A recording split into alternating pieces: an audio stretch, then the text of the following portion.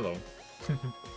Welcome to some more Pokemon Violet DLC. Thank you, Maya, for the sub, and welcome everybody else who's here. Let's spin around for a second as a celebration. So, there was actually something that was mentioned in the game last time that I completely forgot about. I said, oh yeah, let's go talk to this guy in the blue suit, and I completely forgot about it, so here he is. Oh ho ho, would you look at the cut of your jib? You must be the one everyone's talking about. You're the Paldean exchange student, Kazuya. Or my name's not Snacksworth. Yes indeed, call me Snacksworth. I do love to see the young students putting some real effort into their self-improvement. Especially the kids who really give their all for the old BBQs. I reward them with snacks. These snacks I make a very special treat, made just for the taste of certain Pokemon. With one of my snacks in hand, you may find yourself running into quite spectacular Pokemon. So come give old Snacksworth the latest when you've been hard at work on those BBQs. I've been chipping away at those BBQs. Yeah, I've completed 10 solo quests. One of my special snacks. Latias treat. Okay. Latias, frightfully rare that one, not one of your run-of-the-mill Pokemon. Speaking of Latias, I do recall this one particular encounter when I was a younger fella.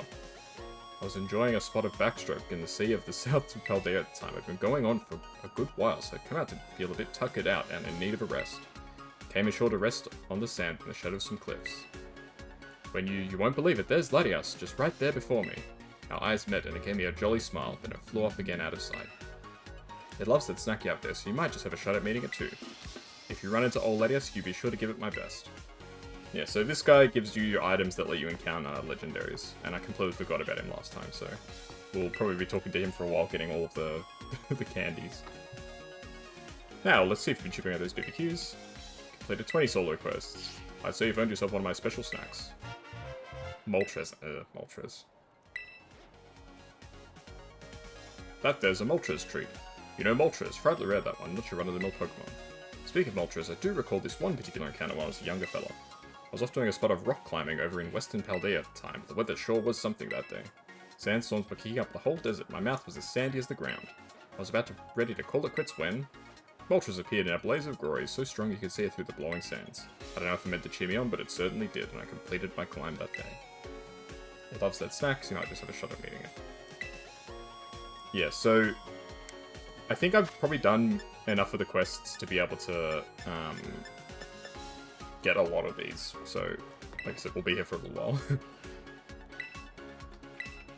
I know with some of them you need to do the you need to do group quests, so you need to get on this DLC so we can do those. This man is going to gatekeep the shit out of you.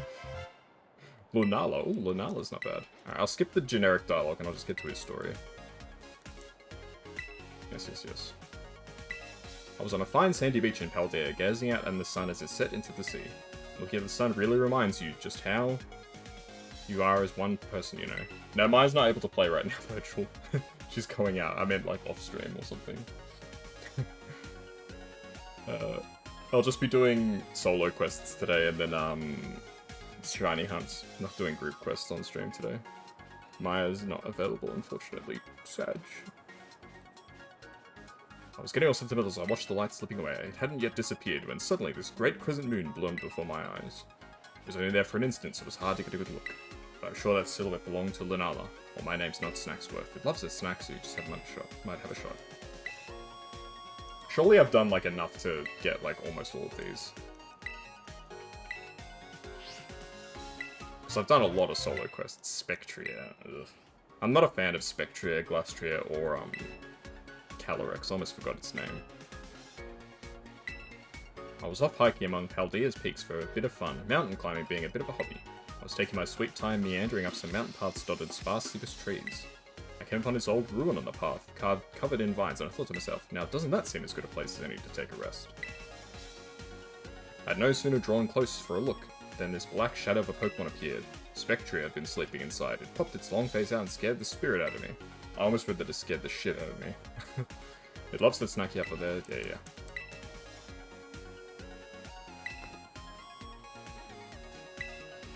God. How many of these are there? Oh god. There's a lot of these, aren't there? Yeah. I might just skip the dialogue. Oh, I'll skim it. Lovely pond. Go for a dip. Articuno comes down the waterfall, singing. He was tickled pink. The moon's set. Yeah, I don't know how many of these there are. I'm assuming there's quite a lot.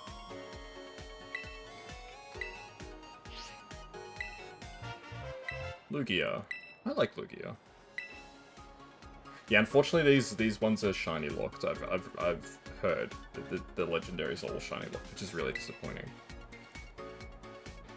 25 watch streak. Wow. Paddling in the sea off Paldea, having a backstroke. There's a frigid stretch of sea. He was shaking like a leaf. And the whirlpool of Lugia. Wow.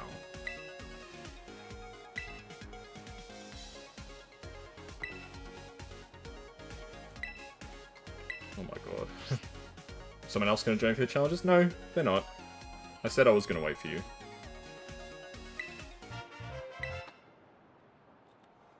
But I think Virgil had the wrong idea that you were gonna join me today. And then he was saying he'll get his Switch ready to join. But no, I'm just gonna do solo quests and, shiny hunts. Okay, what's his Kyogre story? On another adventure. Bro, this guy's on all sorts of adventures. Odd rocks. There's gotta be the famous rock said to bring riches. Might as well squeeze his eyes tight, make a wish. Kyogre appeared. Wow!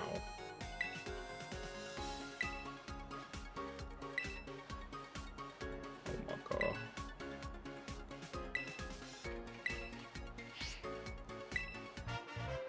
Cobalion.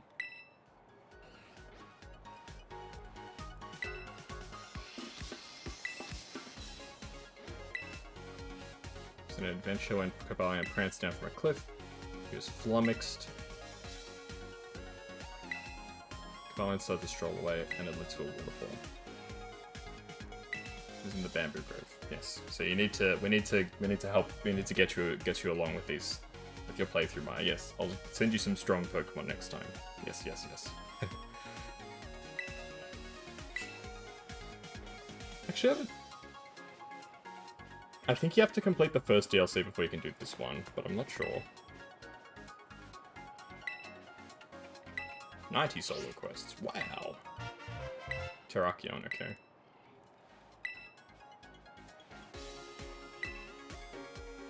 Okay, what was your encounter with Terrakion? Bro, this guy has seen everything. He was doing some rock climbing. This guy loves rock climbing. He made it up quite high. He could see Cortondo in the distance to the south. He was admiring the view, and Terrakion plonked down for a sit. That's nice. Hey, Miss Anna, how you doing? And sat with me and made some snacks together. Happy New Year. Yes, Happy New Year to you too, Miss Anna. If you run into old Terrakion, be sure to give it the best. Alright, let's see. 100 quests. Or Zekrom.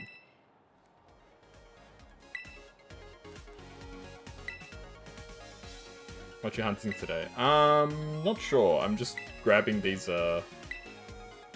snacks. Just climbing high and he saw Zekrom. Unfortunately, you can't shiny hunt the legendaries. So I've heard.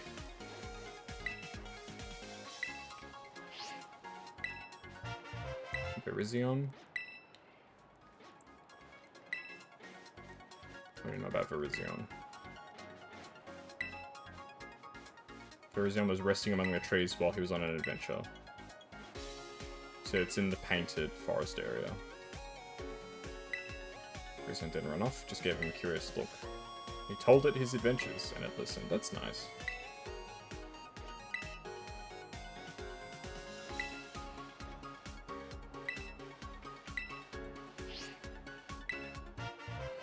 Ooh, Cubfu. This one's actually interesting to me.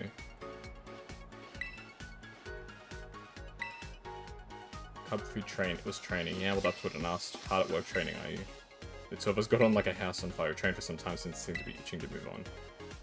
Plucked up a whole bamboo sprouts just for him. That's nice.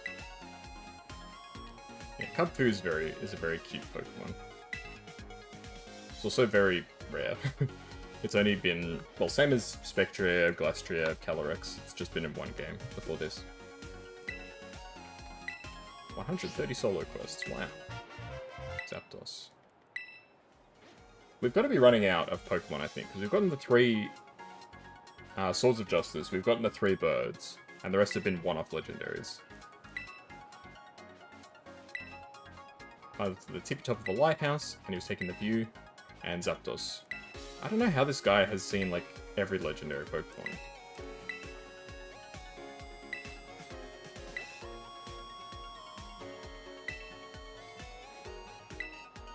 Oh, it's a bit early to get a special snack. If I did a group quest. Okay, yeah, so that's when we'll do those with Maya once Maya catches up. Please don't tell me your Tales of Pokemon. I've heard enough Tales of Pokemon, thank you. And it might be fun to hunt for those at some point. So where are they? Are they in the... Oh, they're in the whatchamacallit section. Key items. Alright, but for now, we're going to do just some regular quest grinding, and then we might also do some shiny hunts. But for now, I think we'll do a little bit of quest grinding. Just solo quests. I'd like to at least unlock one more set of starters. We're nearly there, actually. We're very close to unlocking the second set of starters. We're at 2390. We need to get to 3000. And I want to actually get to 3200 because there's a feature that I can unlock which gives you more information when you lock onto Pokemon. That seems really handy.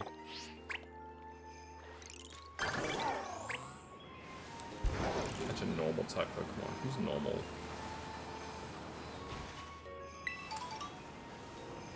You're normal. And I think I need to terrestrialize as well. As part of this quest. Pulse Swipe. Yeah, sorry about that slow start, folks. If I knew that Snacksworth was gonna talk my ear off like that, I would have done it before the stream.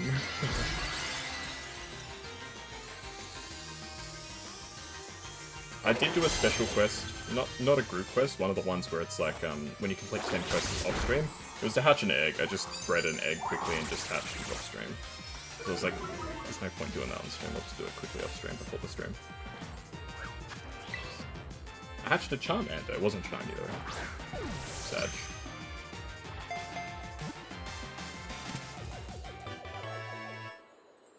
What's that noise?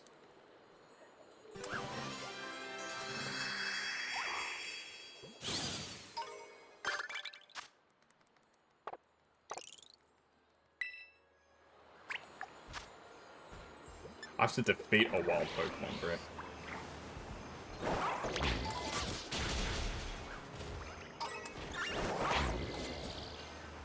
But I can terrestrialize without restriction now. Since I've beaten the main story of this DLC. Oh, Dugong? It is a Dugong. Wasn't sure if I'd caught Dugong yet.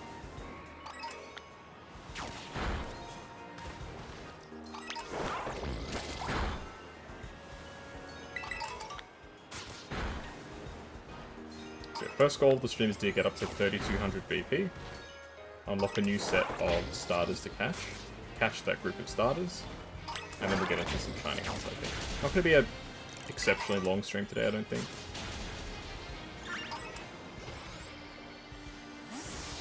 Usually these Saturday night streams aren't quite as long.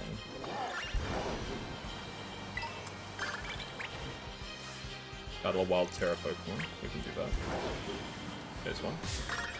We can terrestrialize the beta too, so we get double up.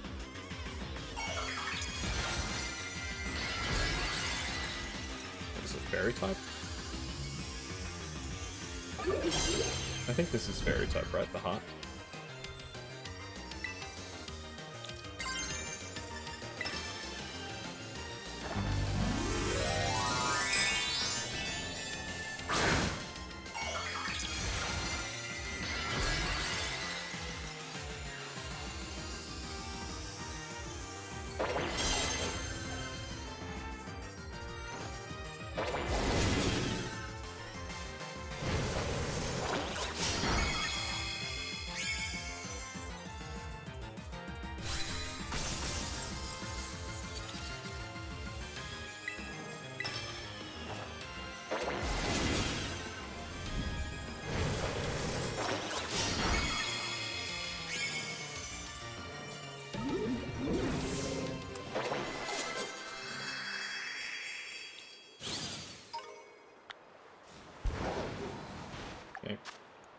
Make a TM, travel 500 yards, catch a Pokemon. We'll just catch you.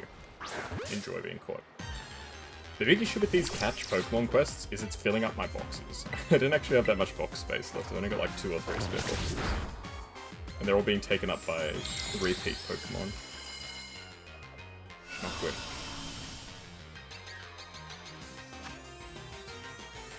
This is a regular Pokeball. I don't have that many Ultra Balls left, so... There we go.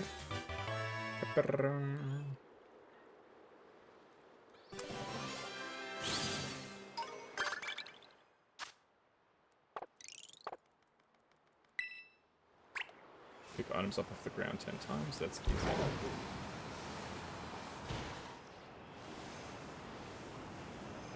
I can find Vinny.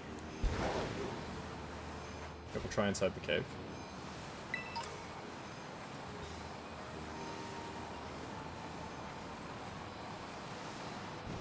There's gotta be lots of items on the floor in the cave, right? That's the whole point of caves, they're full of stuff. Maybe not. Sneak up on a Pokemon and battle them. Okay, I can't sneak up on you, you're looking at me.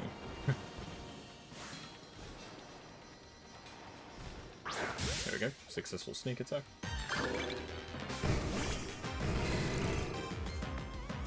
And I did have a cursory look at the the Outbreak Pokemon available. There's some pretty good ones today, so I'm excited for some of the Outbreaks. We got, Golett, I saw a Lechonk, Ralts, a few in a few different areas, which is good.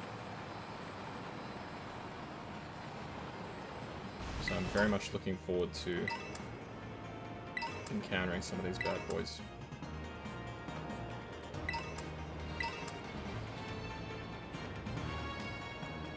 Just only make a TM. I wish there was an easier way to make TMs. Instead of having to work my way all the way back to the center.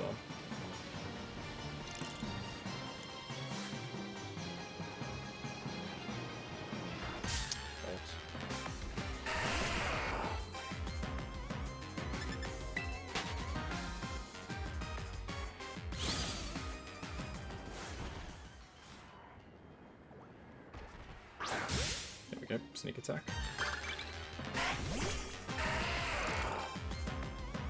Yeah, the grinding isn't... it's not that hard.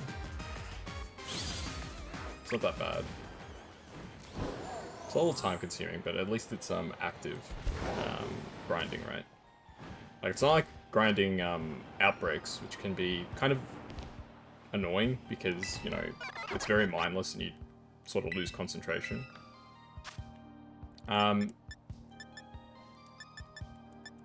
Grinding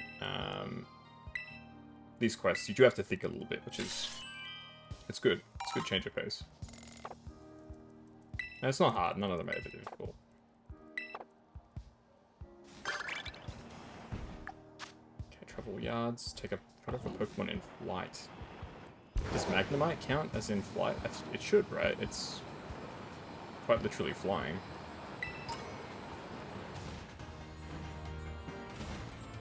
Lapras. Are you in flight? I think so, right? There was also a Smeargle outbreak. I saw a Smeargle just then, and that reminded me. I'm very excited to get a shiny Smeargle. The first time I saw shiny Smeargle was in Pokemon Go, actually. Not because I caught him, but because my dad caught him. So, playing victory in a Terra raid battle. That's one of these, right? I can quickly do one of these. Not Porygon, that's a level 5 raid. Let's do a level 1 raid. Let's keep it sensible. Yeah, my dad's got some really good shinies actually. He's got a shiny Ho-Oh.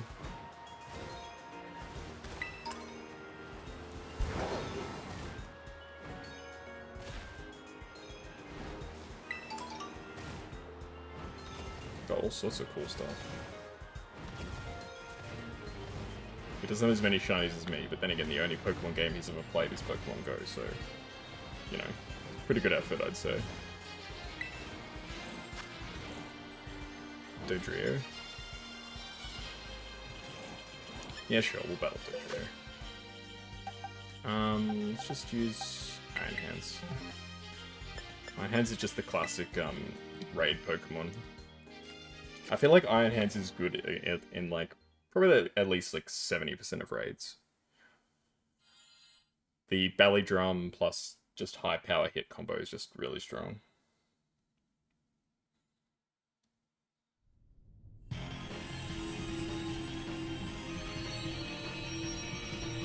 I shouldn't need to catch this either. I don't really want to catch another Dojo. Because I've already got it before. Truth be told, this isn't really my favorite Pokemon. Doduo or Dojo. What generation are they from? Are they Gen 1 or 2? I don't remember. I think they're Gen 1. I'm really not sure.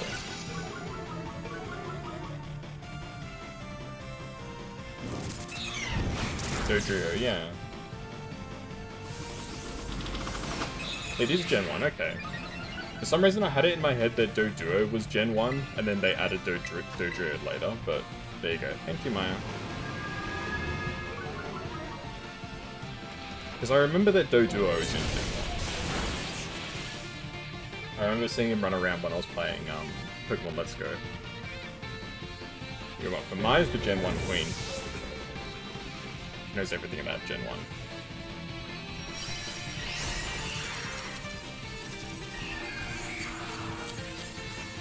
Don't catch, I don't need it. Goodbye.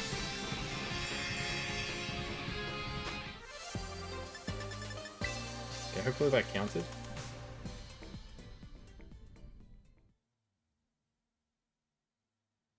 Yes?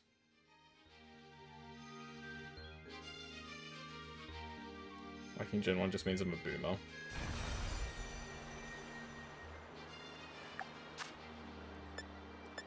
It did count, yay.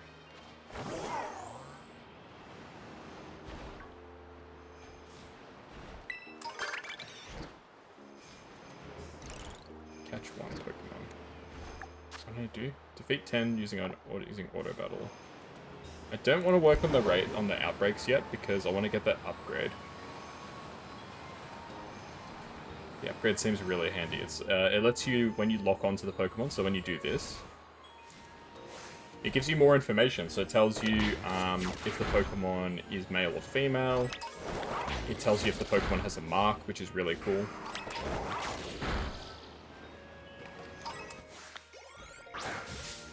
No, I agree. Gen 1 started it. Like, without Gen 1, we wouldn't have the rest of the Pokemon.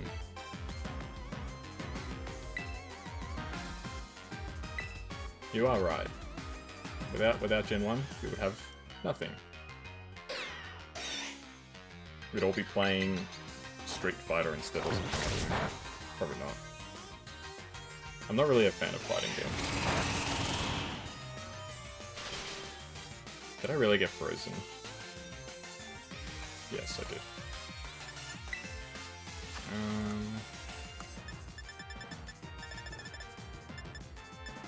Ice heal. How can Cerulege get frozen? It's made out of fire.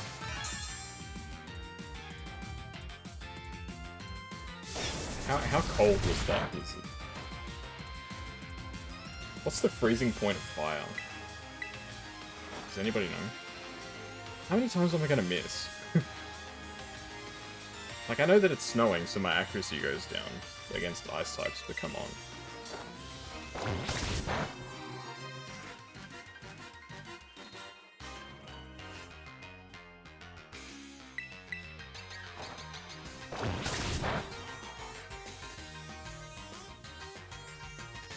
How do you keep trying to use Snowscape?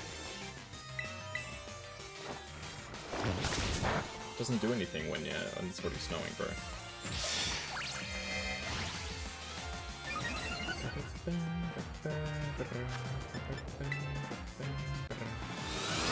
Oh, Harold, thank you for the 10 months. Much appreciated. Hehehehe, he says.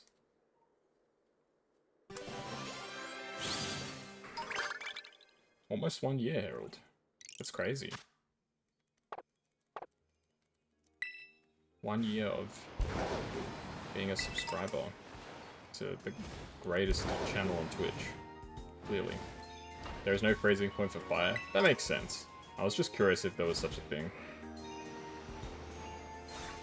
Thank you for looking that up. I didn't expect there to be one, but at the same time I was like, is there one? God's been following for 1 year, 2 months. Mine's been following for 1 year, 7 months.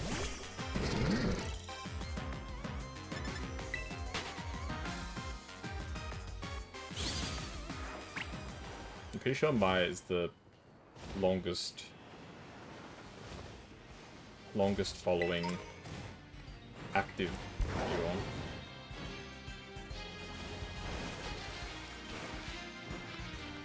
At this point, I'm not 100% sure. You're definitely the longest running sub.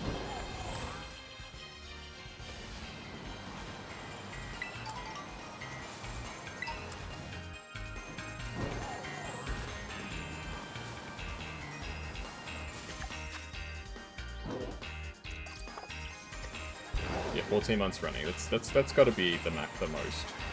Now you can't see Herald. You just saw your sub age. It was 10 months. It just came up like 10 seconds ago when you resubbed.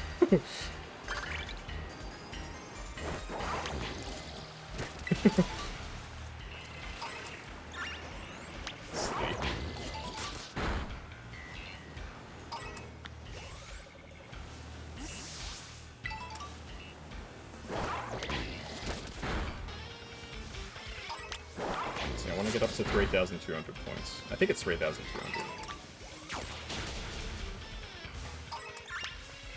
Supposedly you can get points by beating these trainers, but I can't be bothered fighting them. I usually don't bother fighting trainers in this game. I'm gonna head out, have an amazing stream. Thank you, have fun, be safe. See you later.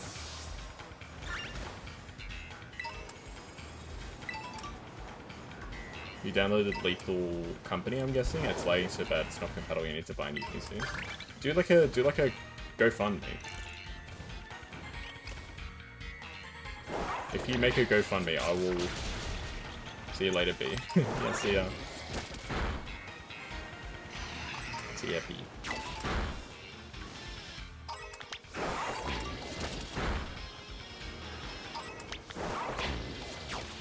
Yeah, Harold, if you do a GoFundMe, I'll retweet it.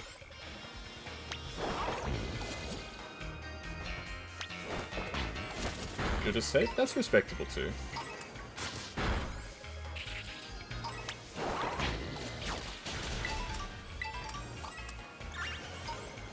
I respect that.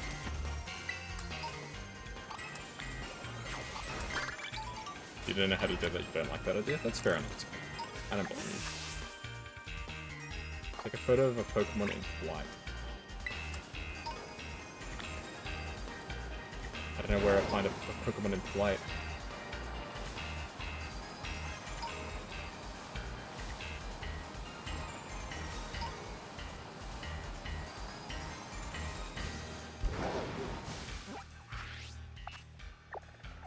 I need to catch an electric Pokemon anyway, so we may as well head into the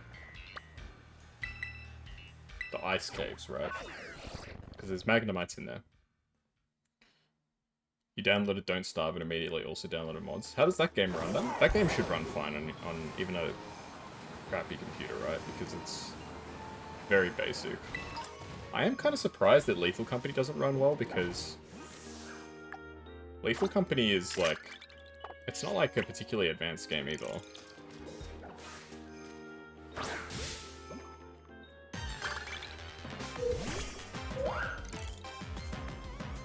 Because of your CPU? Why, what kind of CPU do you have? Actually, you know what? I was gonna ask, tell me what kind of CPU you have, but then I realized there's no point, because I'm not gonna know what it means, so don't bother. You can tell me like, oh, I've got an i7, and I'll be like, oh, okay.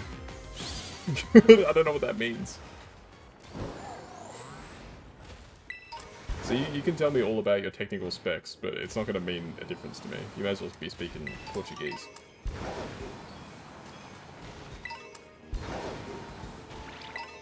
Shout out to any people who speak Portuguese in the chat.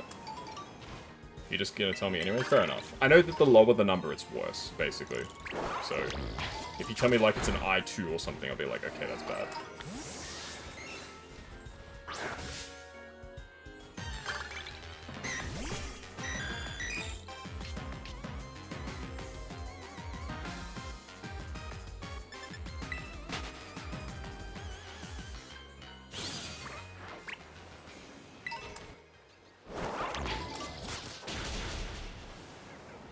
I think we had enough now. Yes, we do have enough. Alright, sweet.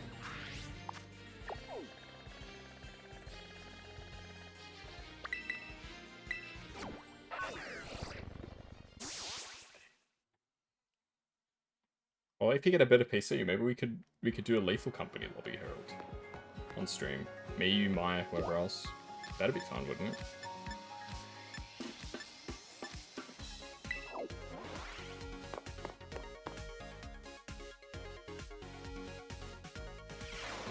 The processor is an AMD 3020E with Radeon graphics. That's not a CPU. That's your GPU. I know that much. I wasn't born yesterday.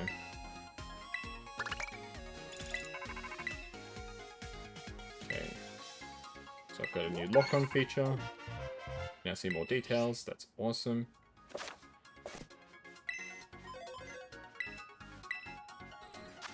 Okay, which area do we want to unlock? Coastal, Canyon, or Polar? Let's unlock Coastal. I like the coastal area.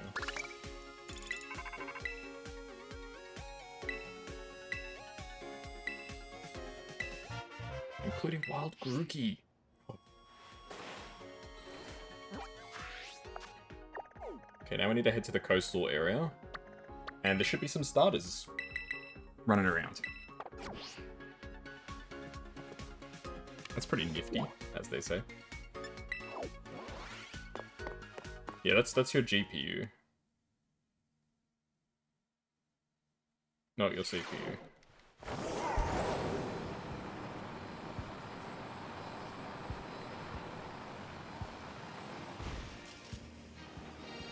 You forgot. I forgot. That's okay, brother. They sound the same? That's true, there's only one little difference. They are pretty similar. I'll give you that. I won't hold that against you.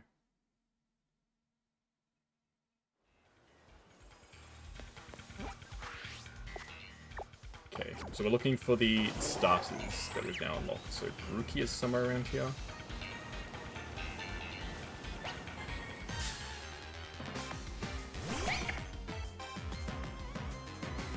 It's Esper. I wasn't sure what that was, I couldn't see.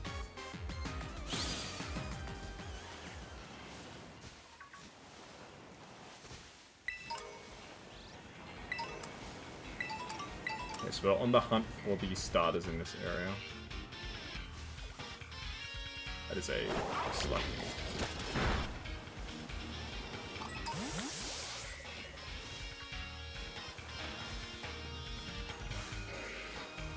Slacking is one of my go-tos in Pokemon Go for guarding gyms.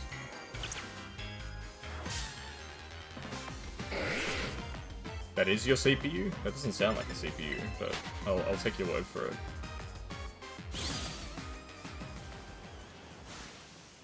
As I said before, I don't really know anything about computers, so I could very easily be wrong. It sounds like a GPU, but what do I know?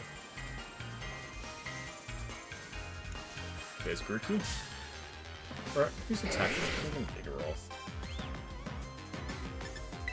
Oh, don't tell me that Grookey ran off. Dude, are you serious? No. Oh no, there he is. Okay. Ooh. Monkey.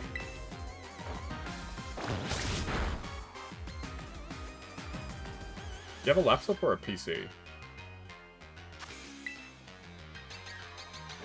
I'm guessing it's a laptop, right? 'Cause I was gonna say, like, maybe you could just save up money for a new CPU, but if it's a laptop, you really can't be swapping parts.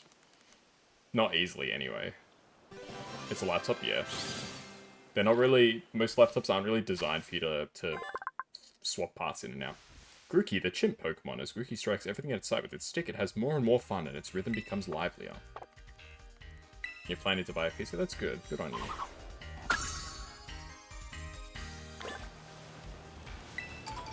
Have you got, like, a part-time job or something to save up for it? Poplio's down here, apparently. There he is. Or just saving, like, pocket money. No judgment either way. You get that bag out when you can, man.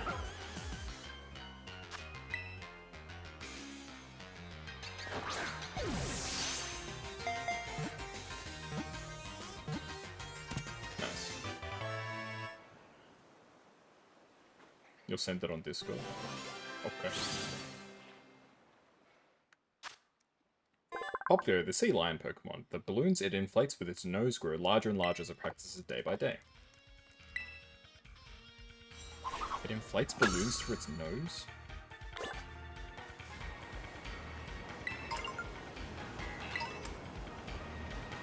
Really liking the Gen 5 Wild Pokemon mix. I like a lot of the music in this DLC, because a lot of it is just straight up Gen 5 music again. It's great. That's a whole lot of Poplios.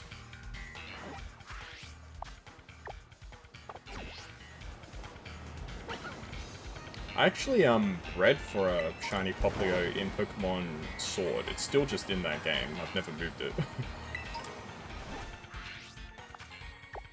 Okay, so we've got 2 out of the 6 starters that are in this area. Yeah, so every area where you unlock starter Pokemon, there's 6, 2 of each type. So we've got Grookey and we've got Poplio. So there's 2 fire types somewhere around here, another grass and another water.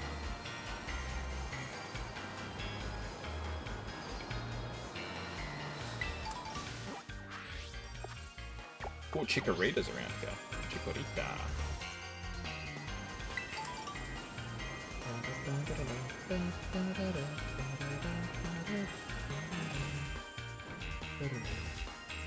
No, I just love being in the coastal biome because it's got the Driftvale City music. There's Chikorita. That is not Chikorita, that is his bot. I genuinely thought that was a Chikorita, but it was the, like, coconut at the end of his tail. You got 8 gigs of RAM? That's not bad for a laptop. What did you send in the server? Your CPU is 100%. Yeah, that's not good. Sounds like my old computer when I used to run antivirus. Chikorita. Okay, so I'm looking for 2 fire types and a water type.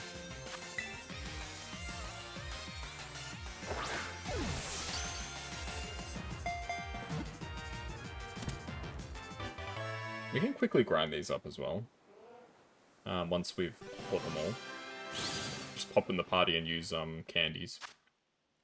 Chikorita, the leaf Pokemon. Its pleasantly aromatic leaf has the ability to check the humidity and temperature of the area around it. Wow! Yeah, I don't know. I'm not the biggest Chikorita stan. Like, it's cute. I'll give Chikorita that. It's a cute Pokemon. I don't like either of its evolutions, though.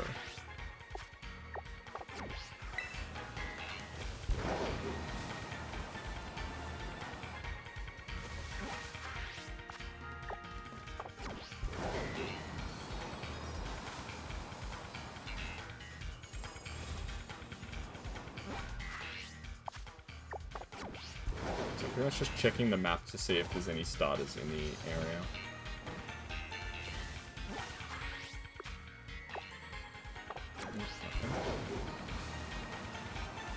The fire types might be inside that cave. But I only actually found the cave off stream. It's also where Diglett is, so I caught a Diglett off stream.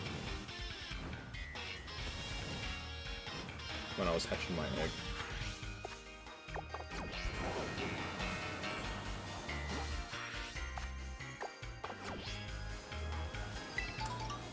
So I'm looking for another water type and 2 fire types.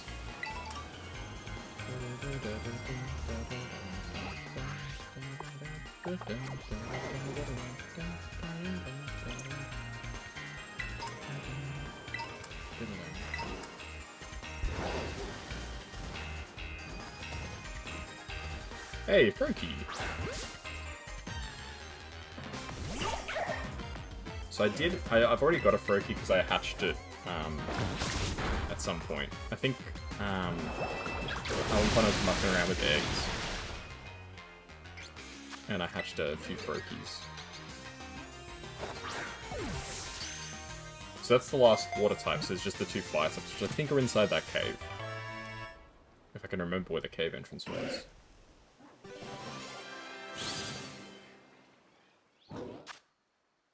Froakie, the Bubble Frog Pokemon, it utilizes its extraordinary jumping abilities to flummox its foes, throwing springy bubbles at them from above their heads.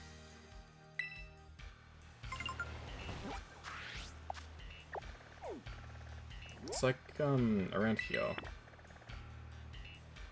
Somewhere around here is the entrance. Yeah, we'll figure it out.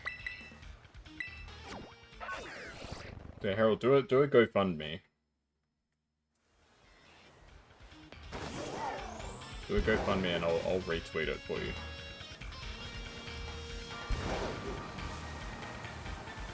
You can post the link in the self-promo section on my server.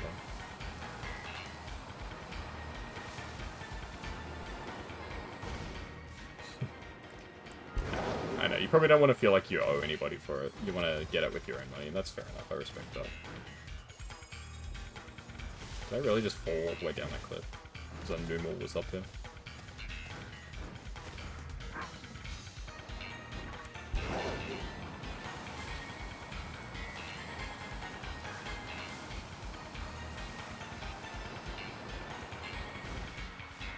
Just hate asking for money, that's fair.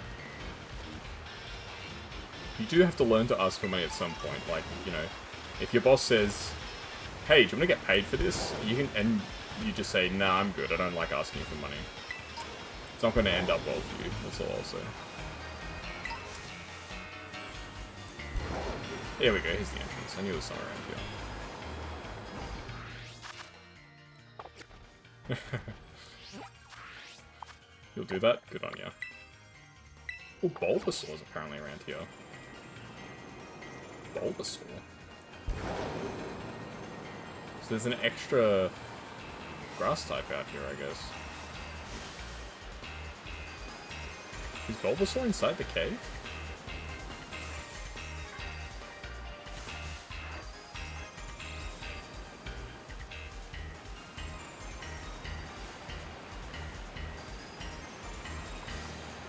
Oh, let's go inside the cave anyway.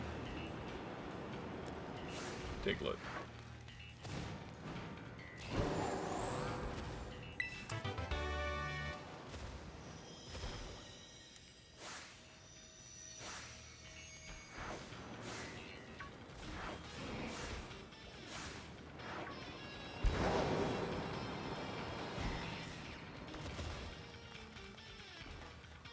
Oh, it's a Gothorita. I was like, what the heck is that tiny Pokemon?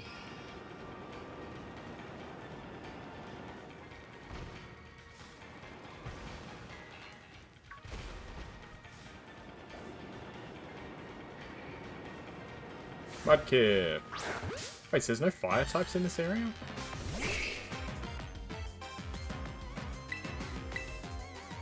Interesting. There's no fire type starters in this region. You did one run to complete the first quota. Hey, good on you, man.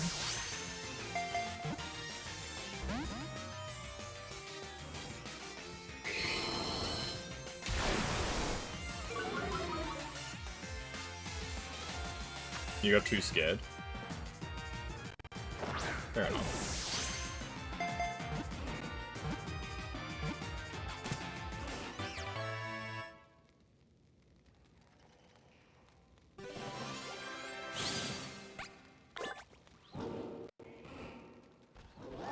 Okay, Mudkip. When it uses its large tail fin, it picks up speed rapidly in the water. It's strong in spite of its small size. I mean, it's a scary game, don't get me wrong. Like, I'm not gonna turn around and tell you, like, why are you getting scared by that game? It's not that scary. It's a scary game.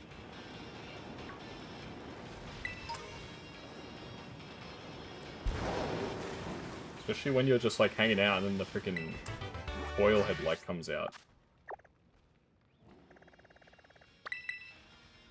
I don't know who's the scariest enemy in that game. Whether it's the coil head or the bracken. Well, it's one of those two is definitely the scariest.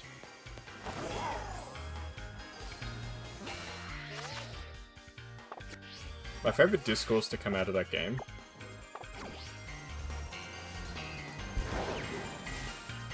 out of Lethal Company are people being like, oh, some of these things are just ripped off from SCP. It's like, dude. SCP is public domain.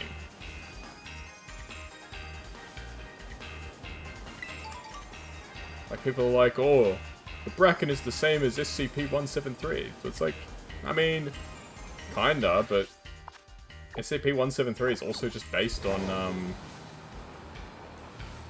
the Weeping Angels from Doctor Who, you know? It's not like it was purely original to begin with. No, I'm not saying that, Harold. I'm saying other people say that. And I think it's silly.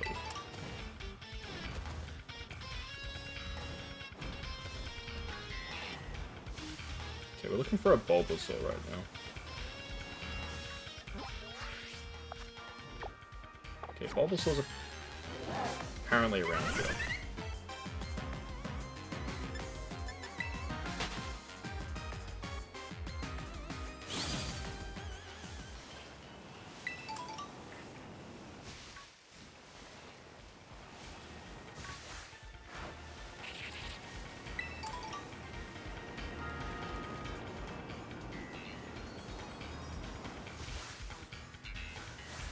You guys see any Bulbasaurs out here? SCP-001 is an SCP called SCP-Wiki.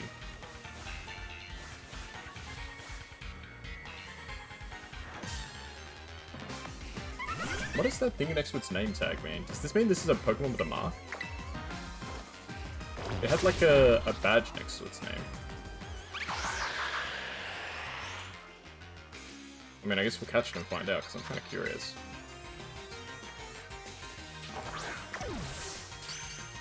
Special type of Pokemon? I don't know, it had a symbol next to its name. I guess we'll find out. It's not shiny, for sure. It's just normal Fletchinder.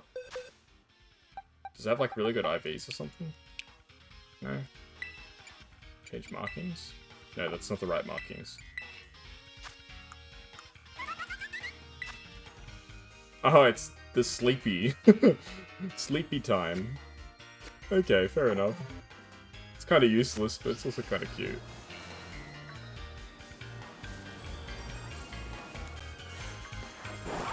Yeah, it's got a title. It's a famous Pokemon. It's called the Sleepy. Sleepy Fletchinder.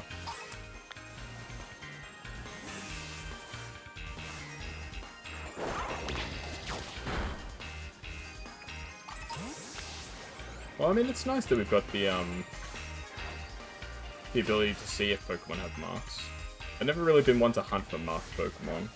I know some people are really, really into hunting for marked Pokemon, but I don't really mind that much. There's Bulbasaur. There's Bulbasaur.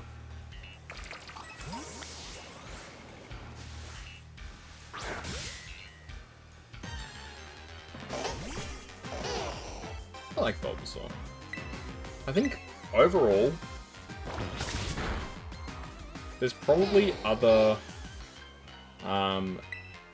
there's definitely other starters I like more than the Gen 1 starters, but I think as a package, the Gen 1 starters are probably the best. The best three. Like, I feel like every other gen has, like, one starter that kind of is, like, not as good as the others. Can you add me on Steam? Sure. I don't remember how to add people, but... Carries a seed on its back right from birth. As its body grows larger, the seed does too. Wow.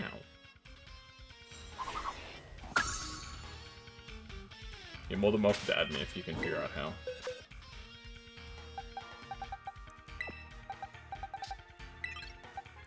Okay, let's,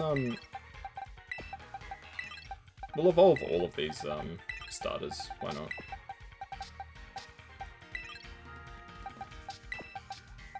You need to buy $5 worth of games to add people. Ah, okay, well now that you got Lethal Company right, you can add people.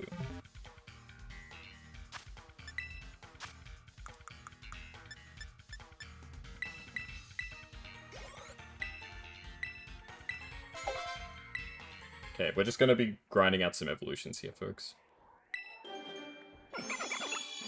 Left 4 Dead. 1 or 2? 1 and 2? Nice, I've only ever played Left 4 Dead 2.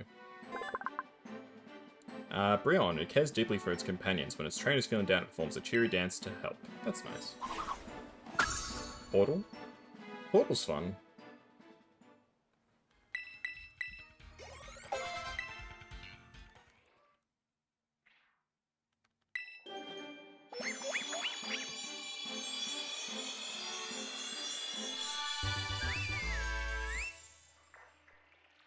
Username? It's Kazuya. Also known as a songstress, it's a sight to behold on moonlit nights when it rings in front of the colony it leads.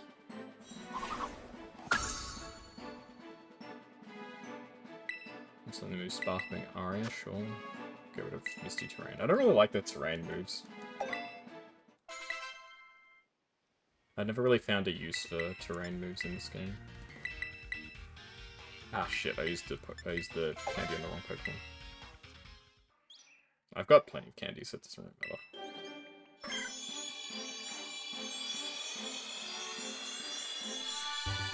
They leave. The leaf Pokemon, the scent that wafts from the leaves on its neck causes anyone who smells it to become energetic.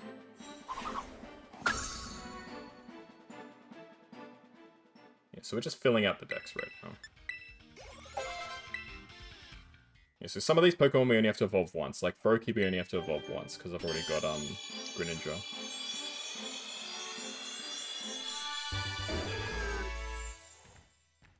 Meganium.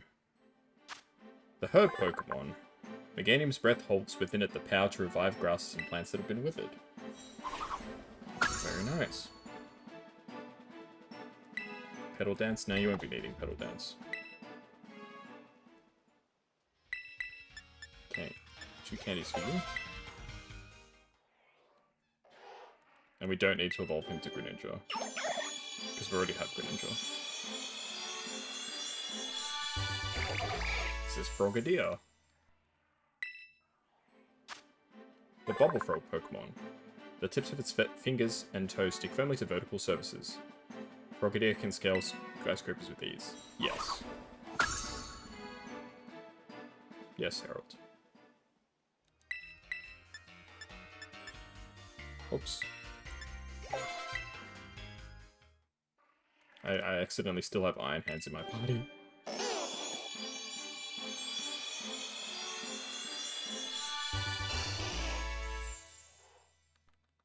Ivysaur. The bulb on its back grows as it absorbs nutrients. The bulb gives a pleasant aroma when it blooms.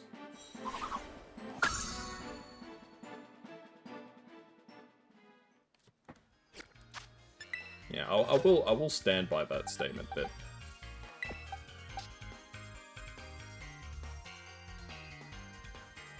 Gen 1 has the best overall starter package.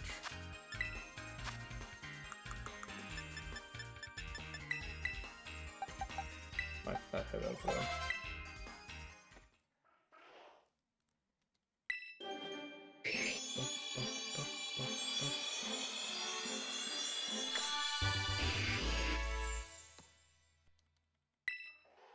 Marshtomp. The Mudfish Pokemon. It is at its best when on muddy ground that offers poor footing and quickly overwhelms opponents that are bogged down and unable to move.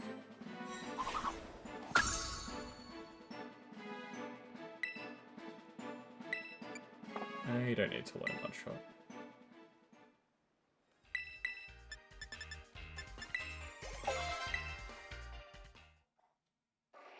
I do also have a Chimchar. I got it in the last DLC. There's 5,917 Kazuyas. My picture's a raccoon. Good luck. The Mudfish Pokemon. Swampet's arms are rock hard. With one swing, they can batter down Swampet's foes. The Pokemon makes its nest on beautiful beaches.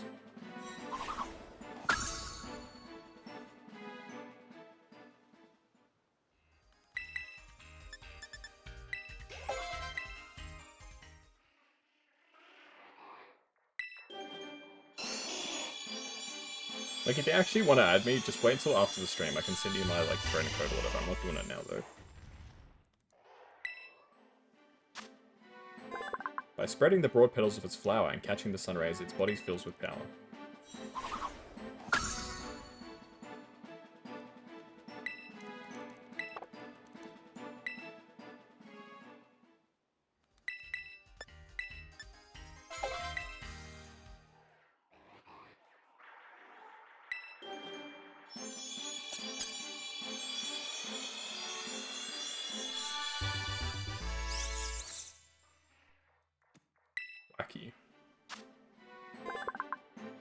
It becomes intensely focused while it drums out vigorous beats, so much so that it won't listen to its trainer's commands. I don't think I've ever seen this Pokemon stick the sticks in its hair. Now it actually looks really cute, because normally it just has like a leaf sticking out of the top of its hair, but it actually looks really cute with like that, almost bun that it gives itself.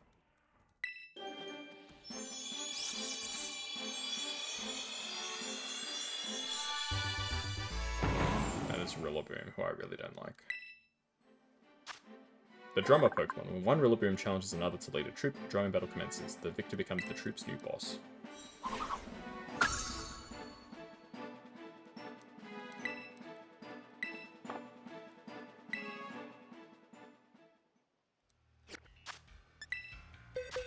Let's swap all that Pokemon back in.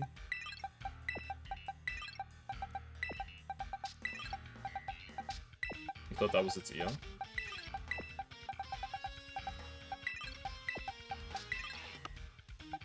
Do I have the Chimchar somewhere around here?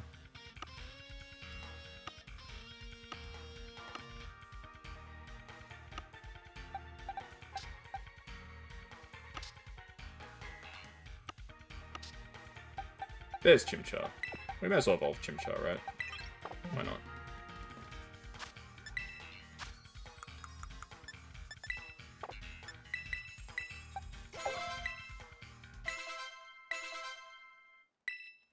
That was a lot more levels than I was expecting.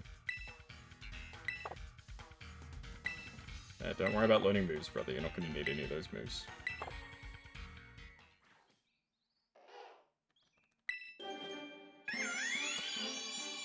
Yes, we got this in the Teal Mask.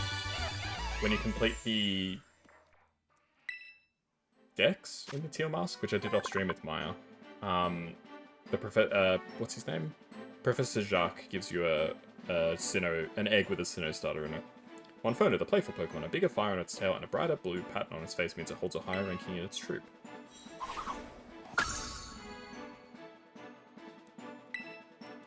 Is that shiny? No, it's not.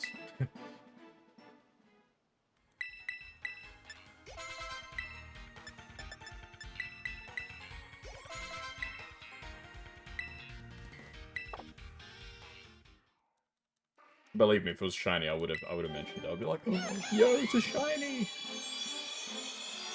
PogChamps in the chat. What is with your posture, Infernape? You look so, like, done with life. It uses unique fighting moves with fire on its hands and feet. It will take on any opponent.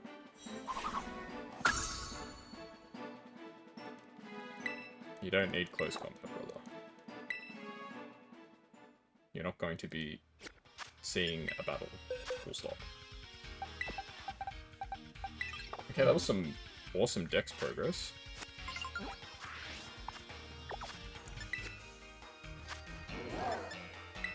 I'm 97. We can almost we've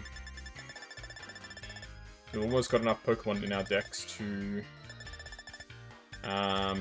get the stuff from Perrin, the extra Pokemon. Unfortunately, I think most of the Pokemon that we haven't caught are either other starters, version exclusives, or trade evolutions. So I'm going to do the trade evolutions with Maya. You don't need to worry about that. There's the Tyro evolutions, which I don't know when I'm ever going to do those. I really can't be bothered. I hate Tyro evolutions.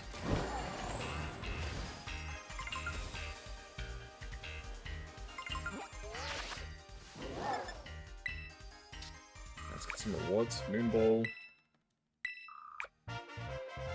Metal Alloy. Which I struggled a bit with getting last time. Okay. So how many points away are we from the next thing? We are very far away. Alright, let's get into a shiny hunt, folks. There was Smeargle, who I would really love to get shiny. So let's head over there.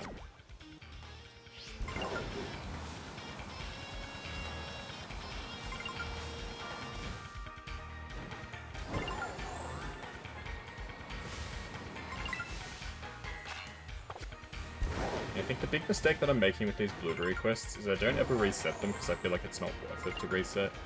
You probably should reset, really, if, like, the quests are completely, like, intolerable.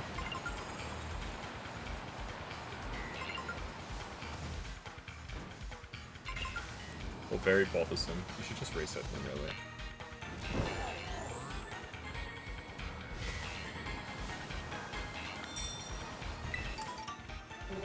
There's a lot of notifications? Yeah.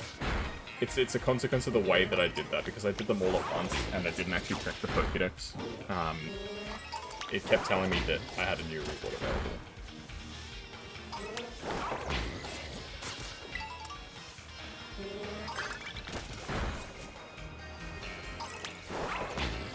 So in other words, it happened like that because I was silly.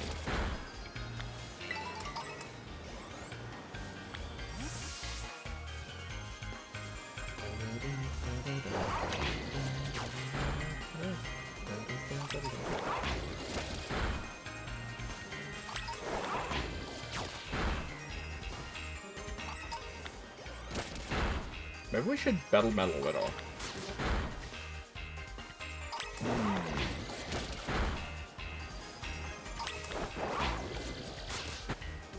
What do you think, Harold? Should we go and battle Metalwitter?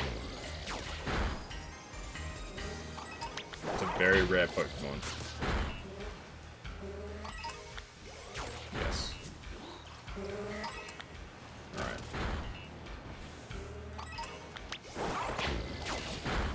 I saw a video on Twitter about how to encounter this, but I don't remember.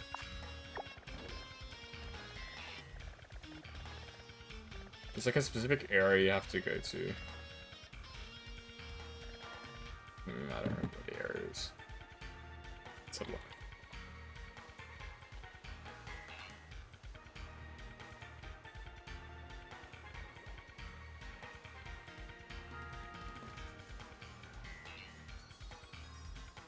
Okay. So it's this area.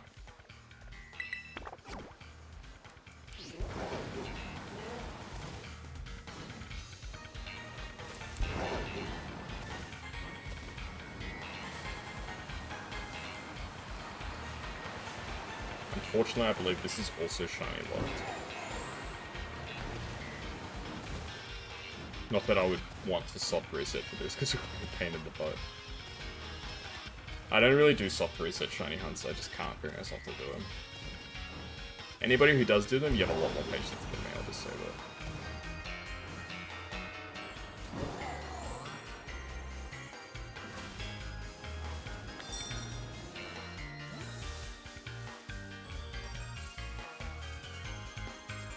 Okay, so we're supposed to spin around for 30 seconds. I'm not kidding, this is the method. And then you have to pull out your camera. And put it on the right filter. It seems like the sort of thing that, like, it's like the muse hidden on the truck kinda deal. But this is actually real, supposedly.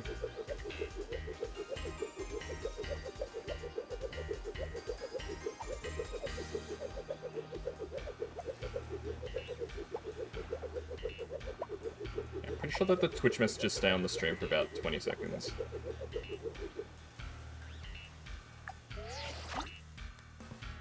Can I change filters?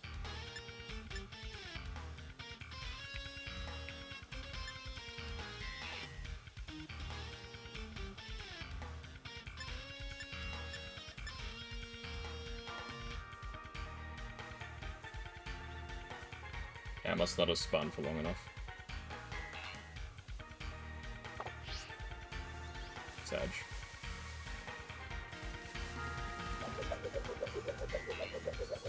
Your character does not get dizzy. He does get dizzy, but only after you stop.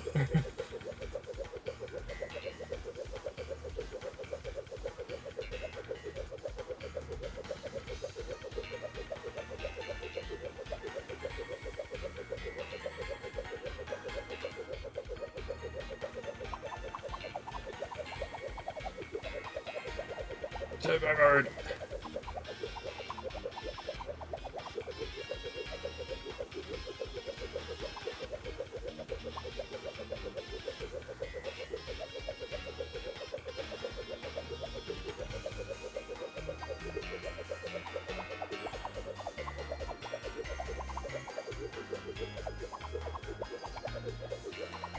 Spin! Spin to win!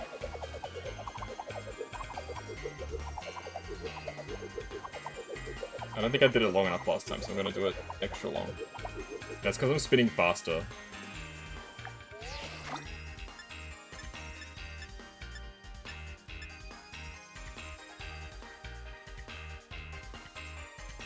Am I doing something wrong?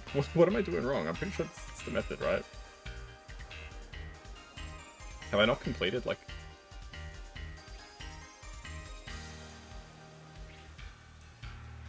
Oh, I'm not standing in the right spot.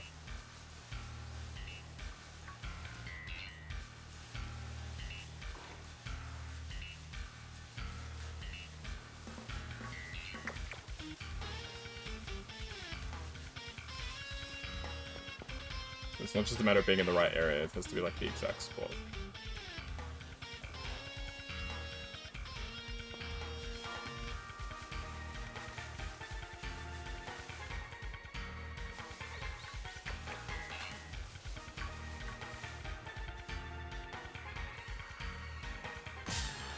Come on, bro.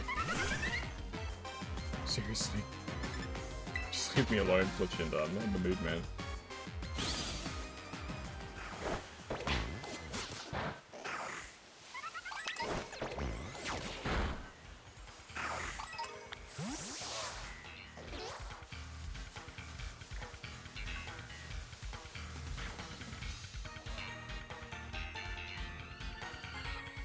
My mum is vacuuming right now, so I can't hear anything.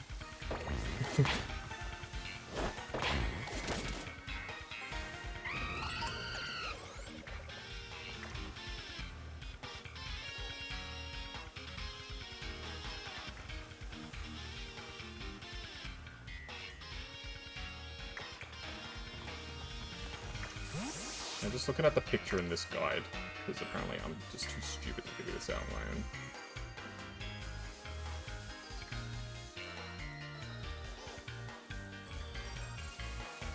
I honestly can't tell.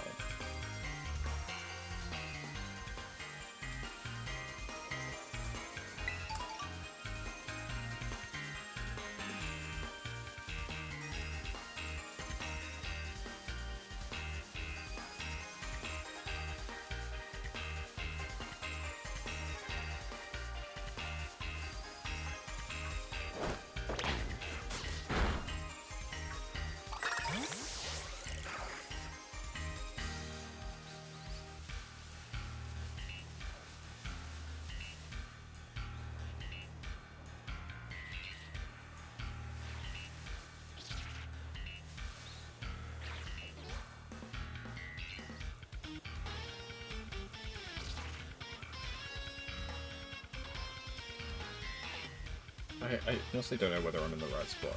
I think... This is something about like a breeze swirling around.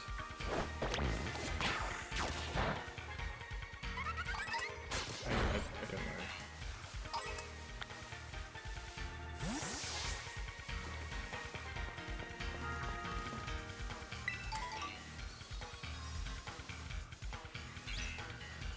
Right, imagine using a guide and still not being able to figure this out. Wouldn't be me. Oh wait, it totally is me.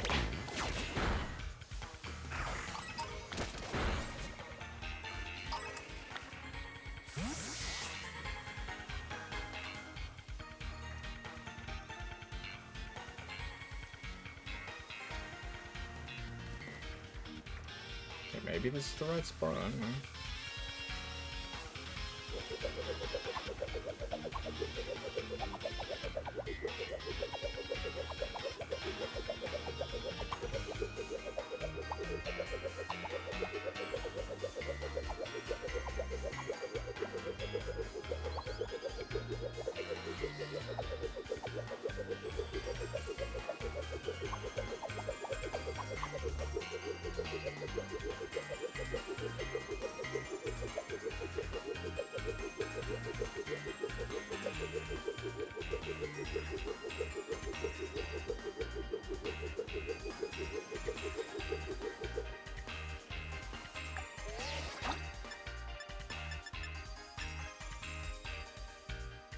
You know, I'm just too dumb to figure this out, honestly. Like, I genuinely don't know what I'm doing wrong.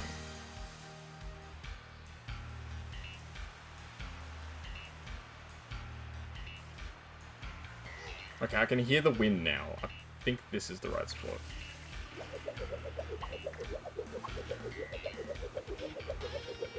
Maybe? I don't know.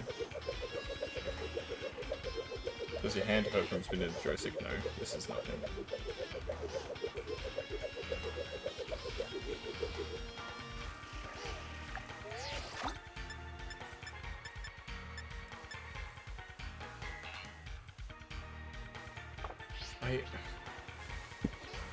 I feel so stupid, honestly. I'm reading this guide.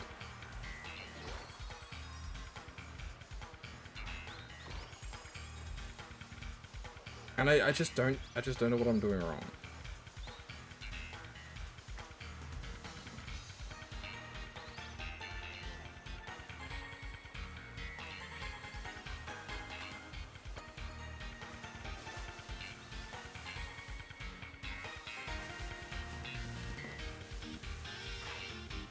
Doing again? I'm trying to get Meloetta to spawn. I don't understand. I've spun around many times. It's just not working.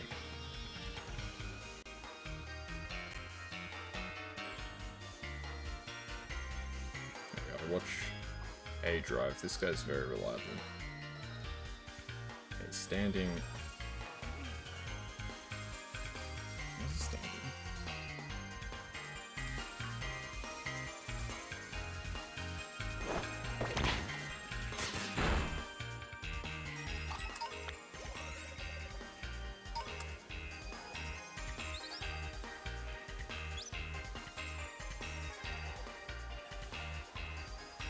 Who are you trying to evolve? I'm not trying to evolve anybody. I'm trying to encounter Meloetta.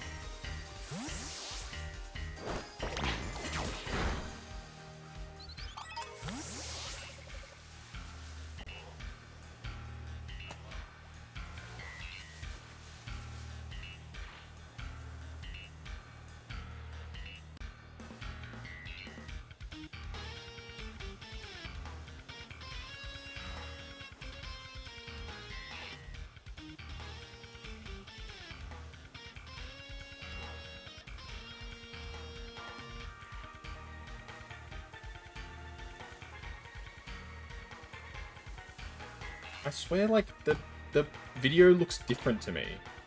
The video, like, everywhere in the video looks completely different to my area. Yes, I've changed the camera to the sepia filter, yes. Yes, I know it says spin for 10 seconds. I've spun for longer than that.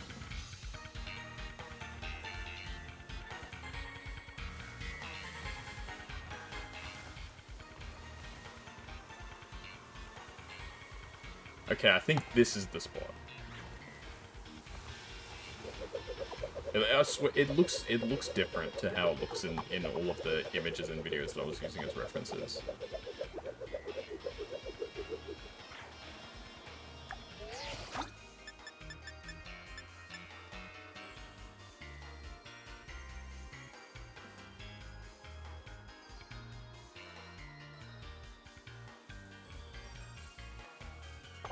Okay.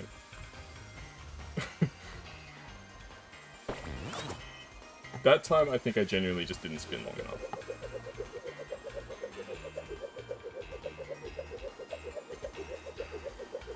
I'm pretty sure this is the right spot. The way the plants are arranged in the video looks different, but I'm pretty sure this is the right spot.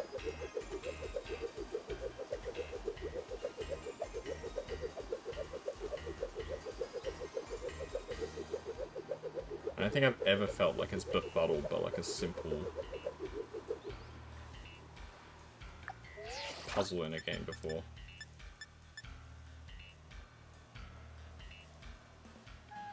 There we go.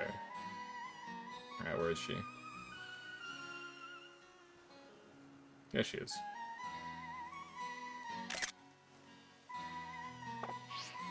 Okay, I should actually save the game. Not for auto-save, but save the game.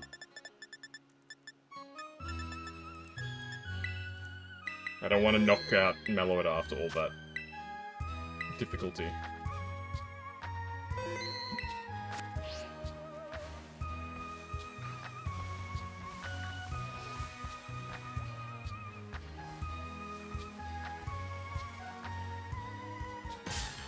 Are you serious, Fletchling? Way to freaking just ruin the moment.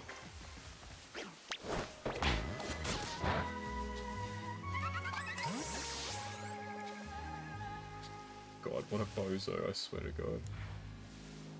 Okay, she's finished her song now.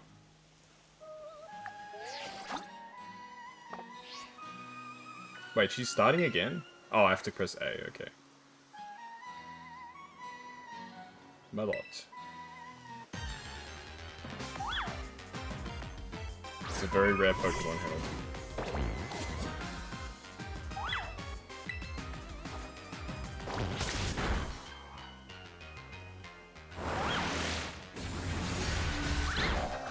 Let's capture it, yes, indeed. You have her, right? I don't have her in this game, I've got her in other games.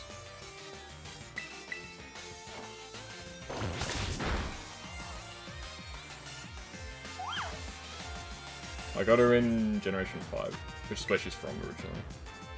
Let's become Team Rocket.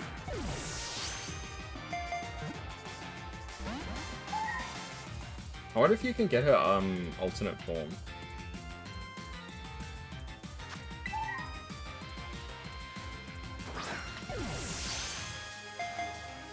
Because she has like a singing form and a dancing form. This is the singing form. Sarah just about to die. Okay, nothing can be done about that.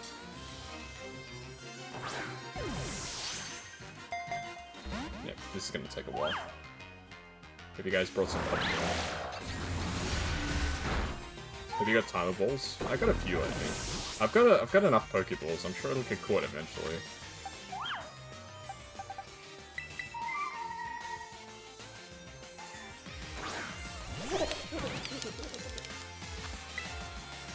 It's the problem with not running, what's his name? Pawmot anymore, because I always use Pawmot to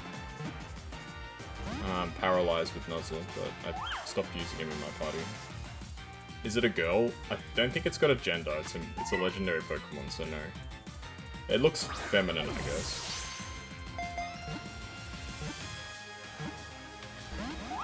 Damn it.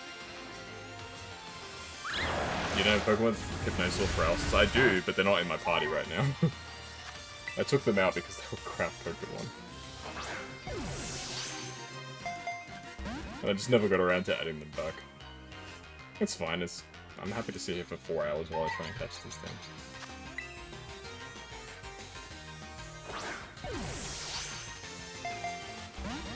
things. This is just the battling legendaries experience in Pokemon. Even if they're asleep or paralyzed, you have FA chance of actually catching them in a reasonable amount of time unless you get really lucky.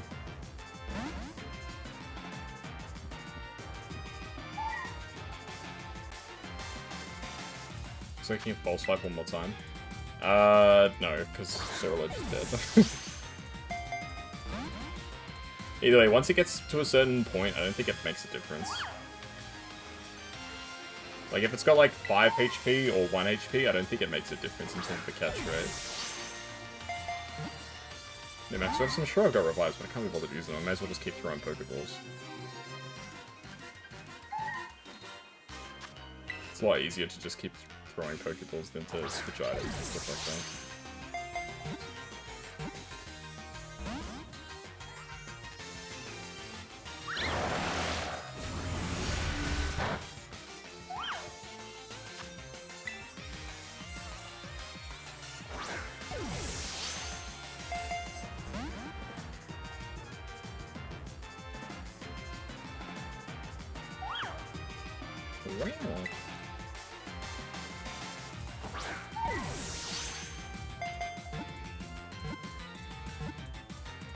Now the real strat to catch Pokemon in this game, start the battle, throw a quick ball. If it doesn't get caught, restart. That's the best way to catch Pokemon in this game, I swear. There's almost no point going through the song and dance of like weakening it, paralyzing it, all that sort of stuff. You may as well just use a quick ball. I think it's got the highest chance of catching of any method.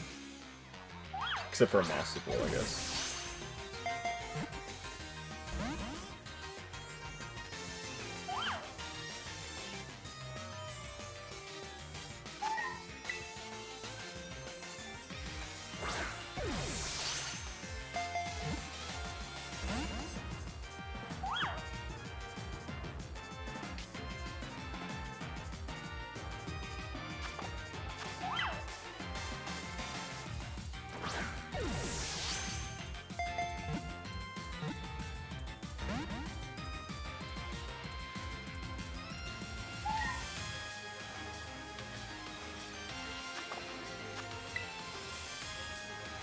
I wonder what the deal is with, like, low catch rate legendaries like this. Like, what's the actual, like,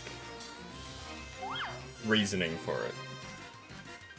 Like, I get they're making it so that it's hard to catch, so you can't just, like, throw a Pokeball and catch it straight away, but...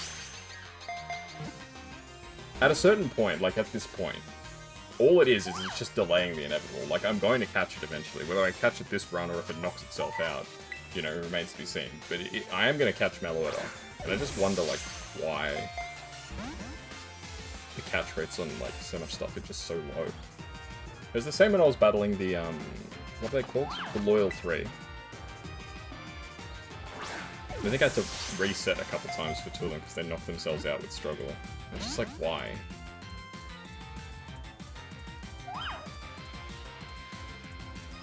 Flex? It's nothing to do with a flex, it's just time, it's just a time sink, truth be told. I respect what they did with Necrozma in, what was it? Pokemon Sun and Moon. Sorry, Ultra Sun, Ultra Moon. It's just like, it's basically a guaranteed catch. It's got the highest possible catch rate. I think if you use anything better than just a regular Pokeball, I'm pretty sure it is a guaranteed catch. If you use a Pokeball, it's like a 99% chance to get caught or something like that.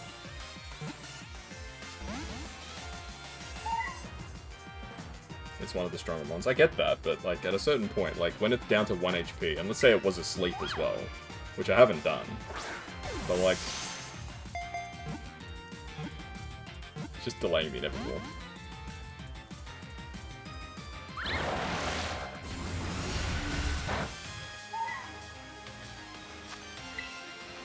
I had hoped to do other stuff in the stream, but I guess we're just going to be sitting here watching Meloetta escape from Pokeballs for the next hour and a half.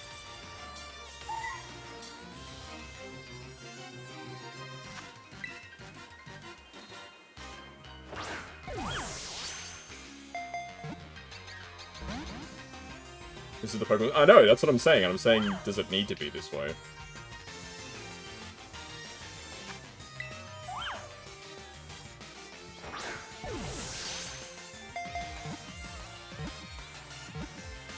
There we go. That wasn't as bad as I thought. If only it spawned at night. Dusk Balls would be good to use.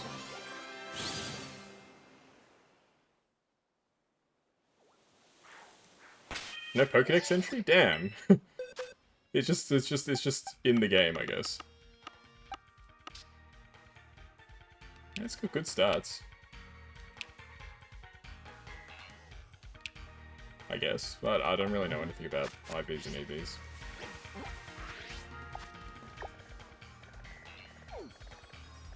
Okay, let's get back to the Smeargle. Actually, no, I need to heal. my Cerulege is dead.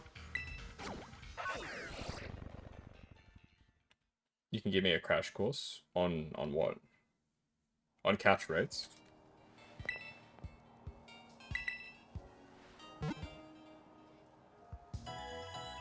Eevee's Ivy's, nah. I don't really mind. If I was interested in the competitive scene, I would really appreciate it, but it doesn't really bother me. It's just one of those things that I never got into, and since I don't play competitively, I don't really see a point in getting to understand it.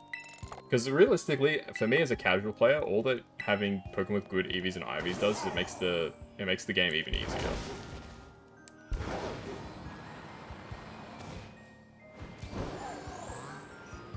Like, to begin with, Pokemon is not like really a hard game, right? If you have Pokemon with stacked Eevees and Ivies, it just makes the game a cakewalk. It's very rare that the AI will use anything that's half decent. For competitive play, sure, I'm sure there's like the whole meta and stuff of it. But it's like, no. I'm not that fast. I use Pokemon because they're cool. Except in this DLC, I did use Pokemon with good Eevees and Ivies.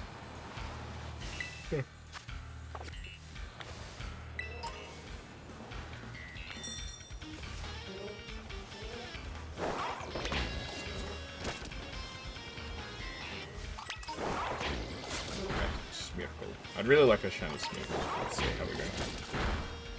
I've had very bad luck with shinies recently.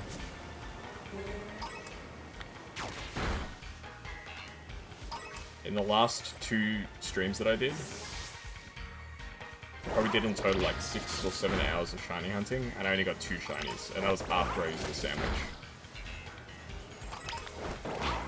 Well, to be fair, the first shiny was before I used the sandwich. The second shiny was after I used the sandwich. So that's a lot of hours in this game for very few shinies.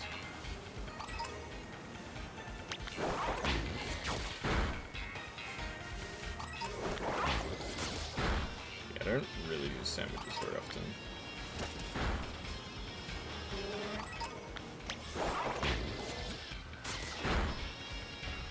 Although there is a YouTube channel where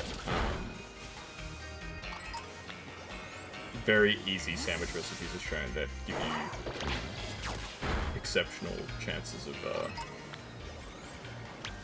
not chances, not even chances, just gives you the formula for how to make the correct sandwiches to get different shinies. And they're only like 3 ingredient sandwiches.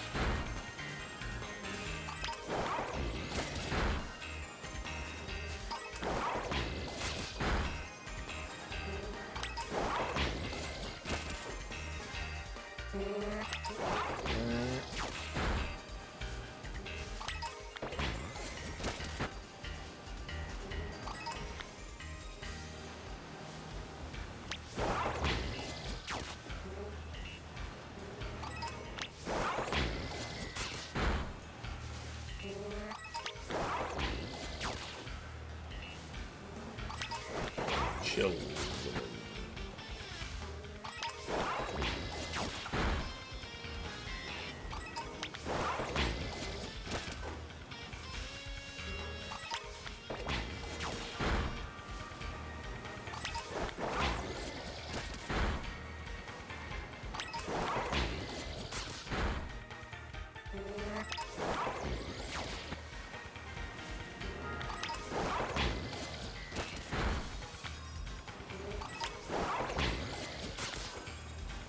Yeah, I know that the conclusion for this DLC is coming out, I think it's the 12th or the 11th or something like that. Not even the conclusion for the DLC, the conclusion for this game. But I will be on hiatus when that happens. So when I come back, the week I come back, I'll do probably one final stream of this game.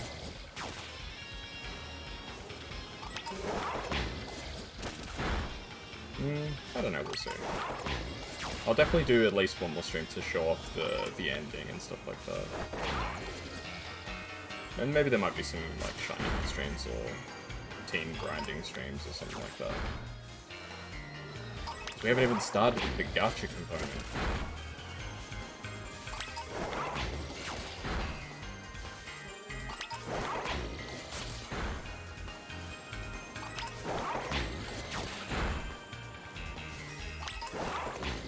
There's still all the gachas to be gotten.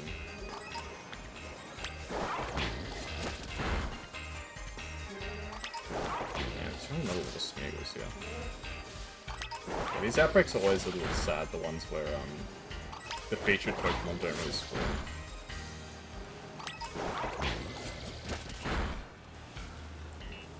Don't really spawn in large numbers.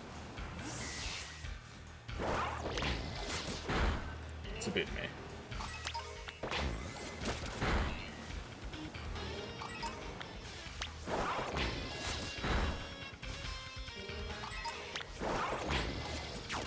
Not many Smeagol's left. Do I read manga? No, I do not.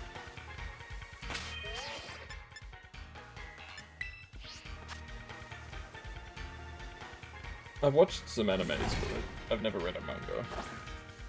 Really? Yeah.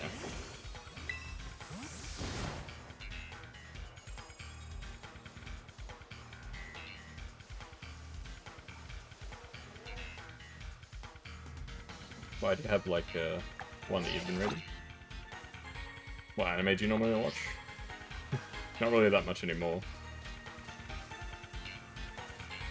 What was the last anime I watched? Oh, I was watching JJK with Maya. Jujutsu Kaisen.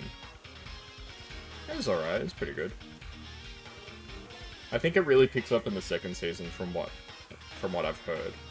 And we did just finish the first season. It was enjoyable for sure. Don't get me wrong.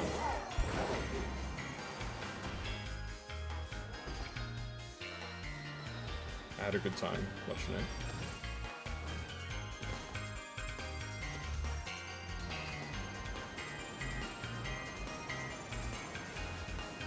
Yeah, I don't watch as much anime anymore. When I was younger, I watched a lot more anime.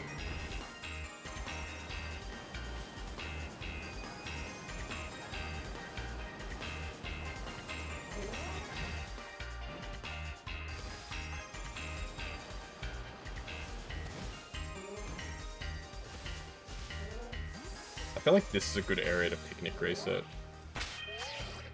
Let's see how the game treats us when we picnic reset. Every time I think I find a good place to picnic reset, it like doesn't work.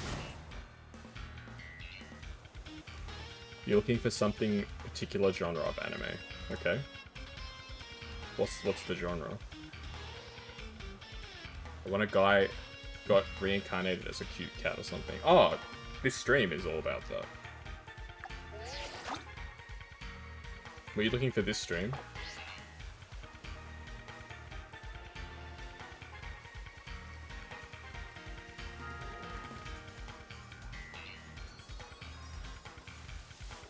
Kuroneko Kazuya experience.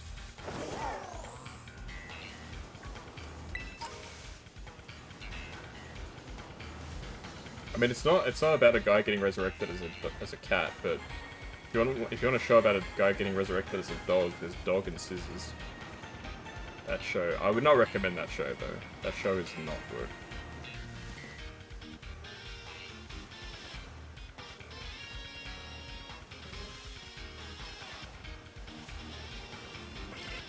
It's called Dog and Scissors or Dog X Scissors, I can't remember which one. It's not a good show. It does loosely fit your premise of that person getting reincarnated as an animal. But it's not worth watching, I'll just tell you that. I won't spoil it for you in case you do decide to watch it, but I would honestly tell you don't bother. That anime, you've heard of it?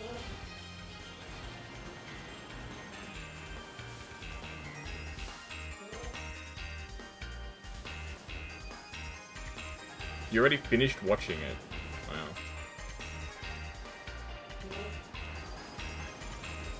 I'm so sorry.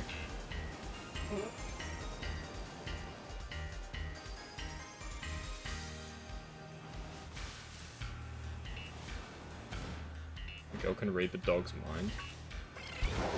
Can she read the dog's mind? I don't remember that. She always just attacked the dog with a pair of scissors. That's what I remember from that show.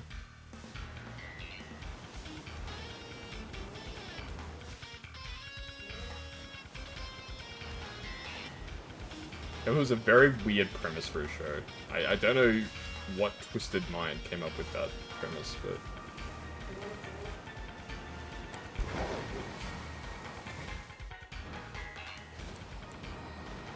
Have you seen One Piece? I know you've seen One Piece. We talked about One Piece before. When I was playing Power Wash, I remember.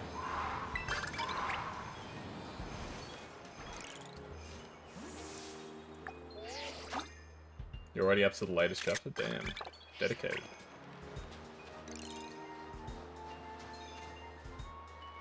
Their departure. Their departure from where? They depart... I feel like every week they depart from somewhere else. Actually, you know what? I don't think that's true. They spend like 5 or 6 episodes in like one place. And then their departure.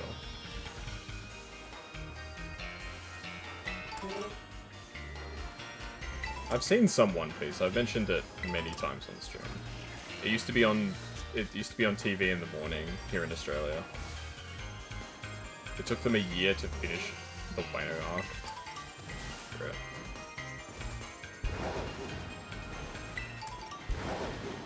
Great. It's hearing about these sorts of mangas that make me not want to read it.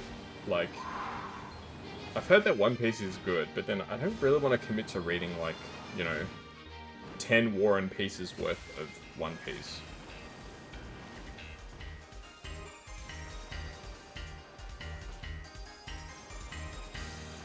Same as, like, JoJo's Bizarre Adventure. Like, I've heard that's good. The manga, but I don't really want to spend a huge amount of time on it. You watch the anime, not the manga, fair enough. I feel like the anime's even worse, because it has more filler, doesn't it? But I'm sure there's probably like a... somebody's probably made like a list where they're like, these are the episodes you have to watch, and the rest of the episodes are filler. Just watch them if you feel like it. I think there's like something like that for Naruto and Shippuden, where they're like, these are like the essential watching episodes that actually like tell you the story that's being told. The rest of the episodes, if you feel like watching it, go for it. If not, don't worry about it.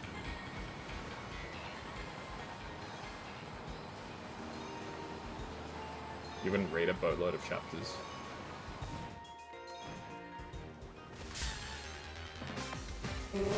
But that's the question I have for you. Like, if it's so good, wouldn't you want to read it?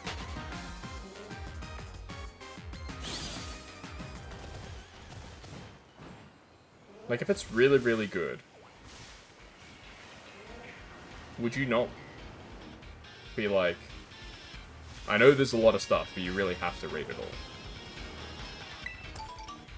It's kind of like a catch-22. It's either like, I get dissuaded from reading or watching it because there's too many episodes or chapters. But then if you're telling me, oh, it's safe to skip parts of it, then you're basically telling me that it's not really that good. If it was all good, then I should be reading or watching all of it, right? But then... yeah, I don't know. Maybe I think I'm just talking about this.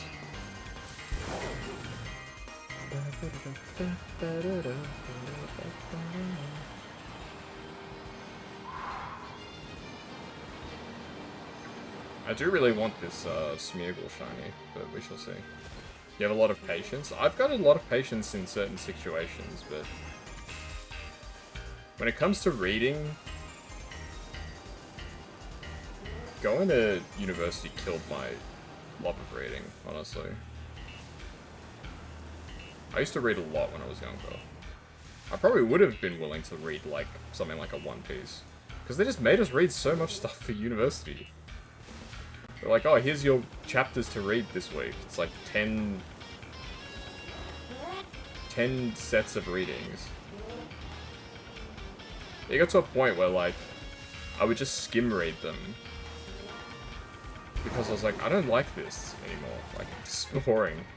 And now, and ever since then, I just can't bring myself to do, like, any long-term reading. I don't know.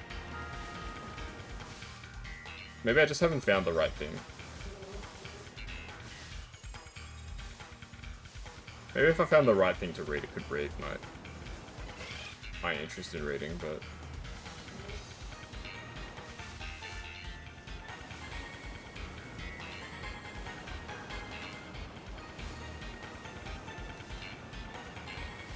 The thing that I read most nowadays is, like, wiki articles, pretty much.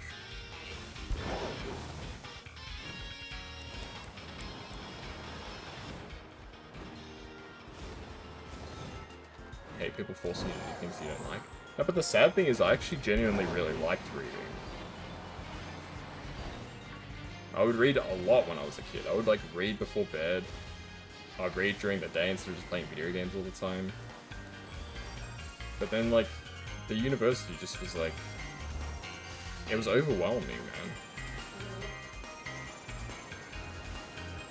And I was just... By the end of it, I was just like, I just don't want to read anymore. And I guess it's my own fault for studying what I studied, but...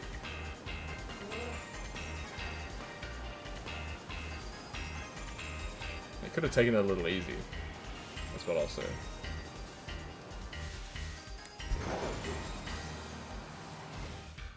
Just like cut back a little bit just to be like, yo, we don't want to like completely destroy these people's passion for, for reading. Maybe we take it a bit easy on what's like required for the course.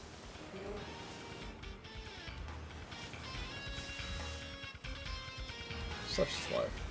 Life goes on, as they say.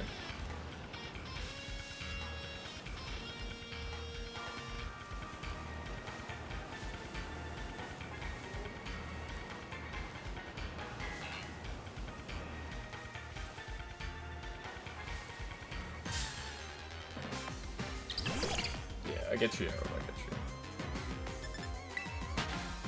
It is what it is. So that's why I don't want to, like, commit to something reading, like, a manga or whatever anymore. Like, I know it's, like, half pictures. But, still. You don't like reading when people are watching you? That's fair. I can get that.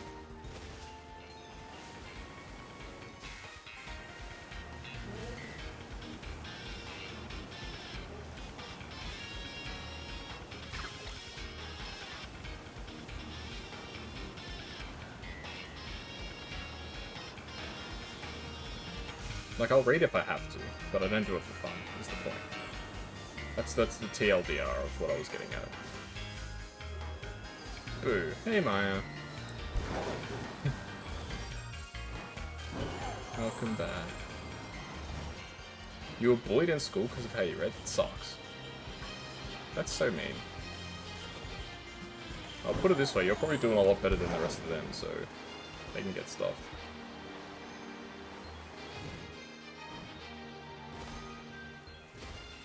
I hope you're not driving, Maya. If you're driving, my eyes will explode. They stopped after the incident. I just arrived at the parking lot. Okay, that's good, that's good. I'm looking for a shiny Smeargle. Haven't had any luck so far. That's for another story. Fair enough, fair enough.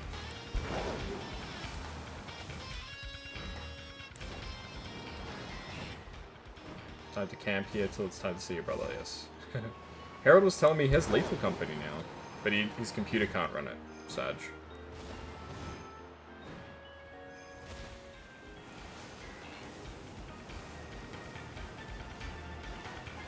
One of these days I would like to have like a lobby of like, maybe not like 10 people, but like 6 or 7 people, maybe.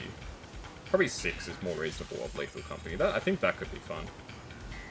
Obviously, the more people you add, it gets crazy, but I think 6 would be alright.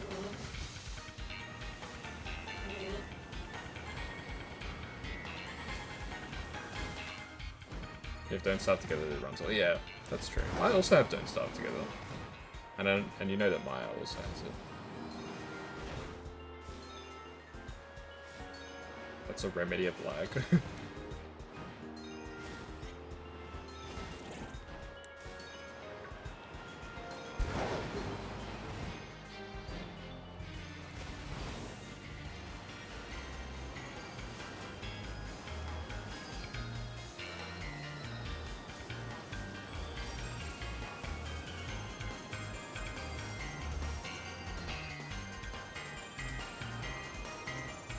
Super not though.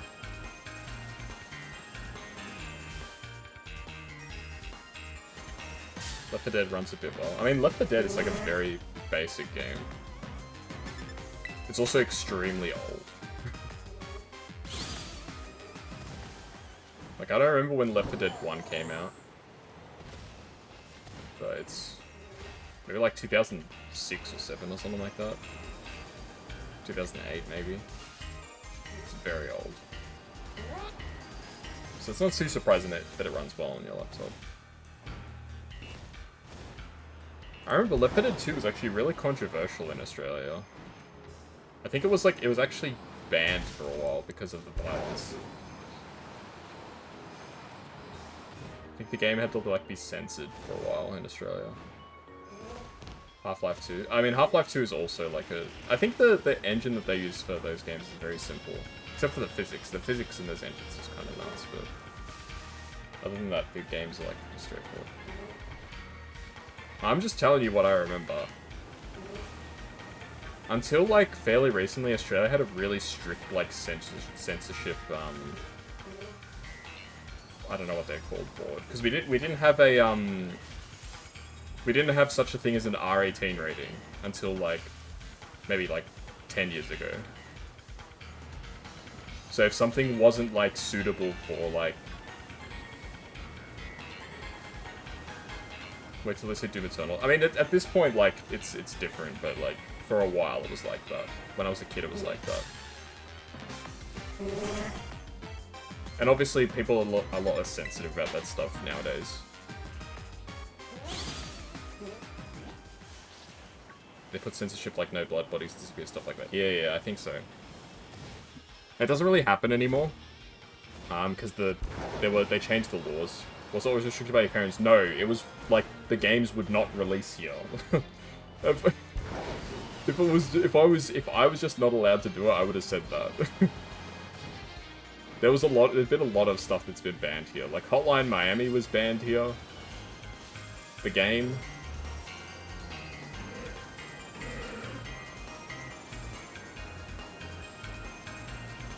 I think it was Hotline Miami 2, maybe. Was banned.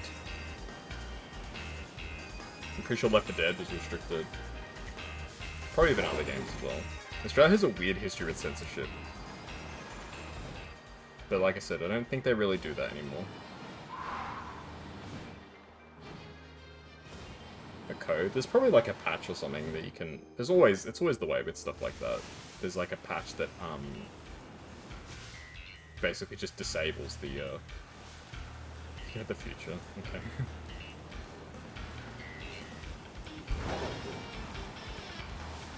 Like I said, they're not really that strict anymore. Because they changed some laws about like how they rate stuff.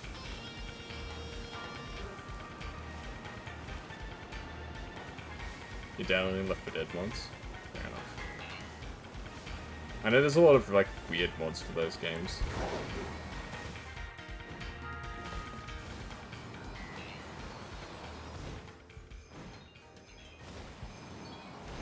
Like you can play as like Shrek or stuff like that.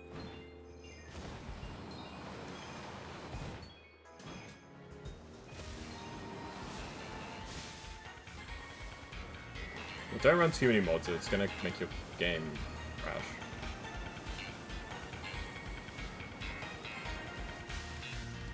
Or maybe that's just Fallout games, like Fallout New Vegas. I remember years and years ago when I played Fallout New Vegas on PC.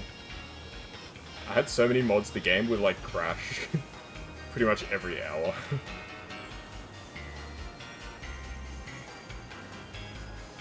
And then I rolled back like a few mods and it was better.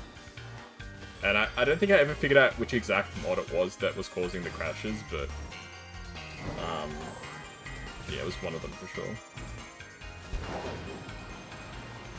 I mean, to begin with, the Fallout New Vegas is not a very stable game.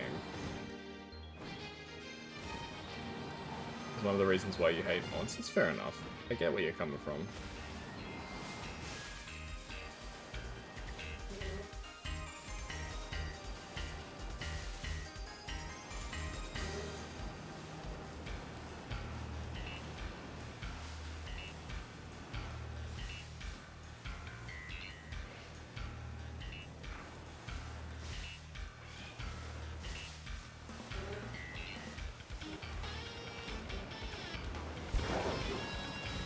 There's definitely a lot of, like, mean mods for Lethal Company.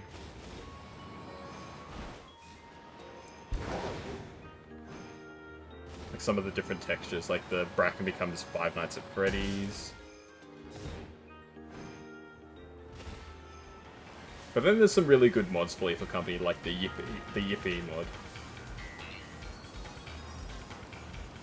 That's a good mod.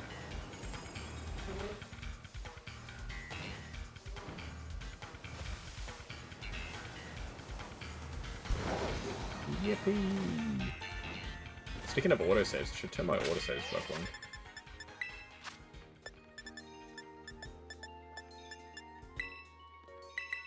Anyone whose PC ends up crashing because of mods, give them a laugh and give them a mindful baka. I mean, if they do it to themselves, I suppose whenever you install a mod, you sort of have to expect that something could very well go wrong. Especially if you just start dumping like 500 mods onto a game. You can't be too surprised if something breaks.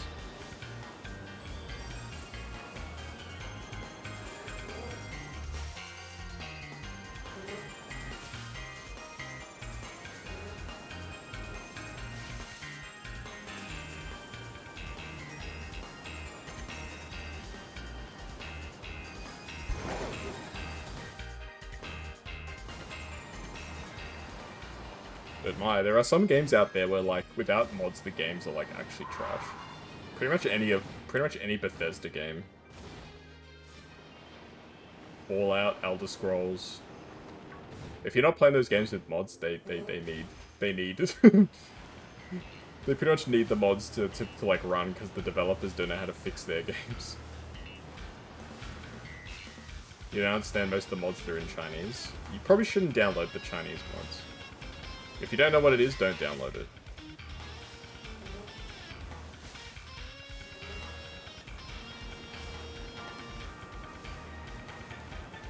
If it's a bad game, why play it? I don't know. Why do people always play the Bethesda games?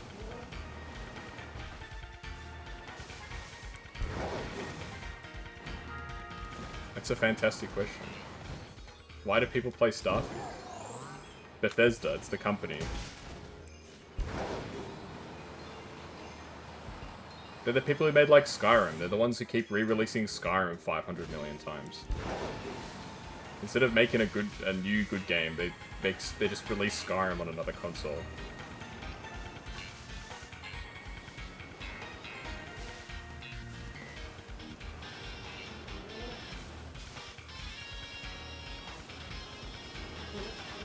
Stay special.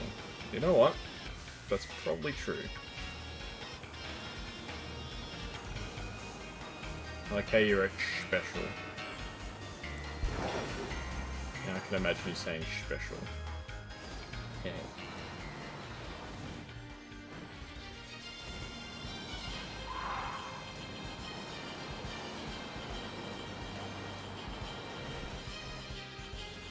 But if you guys want real peak gaming, get Space Pinball for Windows XP. That's gaming.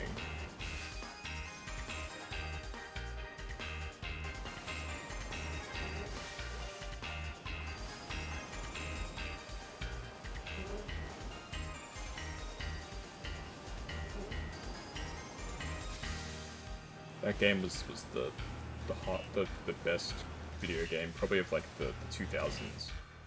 And it came free on your computer. You're telling me they gave that game away for free? Damn. Being sarcastic. Harold, you're too young to remember that game. Maya remembers. That's epic peak gaming, see? Zoomers don't know about Space Pinball. It's sad. I feel bad for them sometimes. But I'm sure you can still find it online. For like a 50 megabyte, like, download. That's your childhood game? Yo.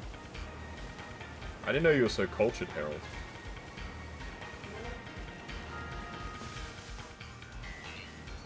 There's an emulator for it?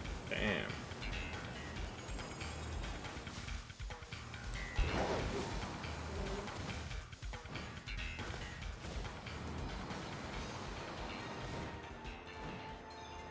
I remember when I got my first laptop, it didn't have Space Pinball. I had other stuff because it was Vista. It had Purple Place, it had Mahjong, chess, solitaire. Good stuff. Good times. But it wasn't proper Mahjong. It was the Mahjong where you like match the tiles, which is like, it's not actual Mahjong.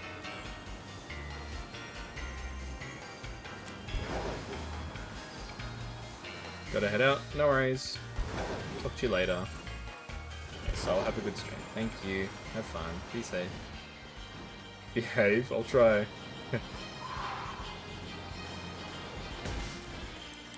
Alright, how much longer are we gonna hunt this this Smeagol for? I have a bad feeling that we're not gonna get a shiny Smeagol today.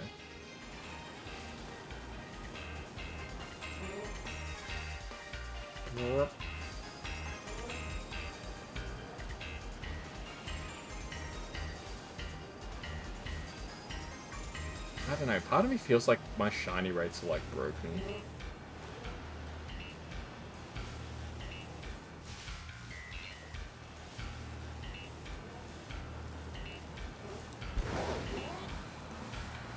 I don't know, maybe it's just cope. Right, let's try a different outbreak. Let's go for Gollet. And then we'll come back to Smeagol. We'll just exhaust this outbreak. Just clear the outbreak. I'm not fussed about grinding for a shiny Gollet. Shiny Gollet's not that good.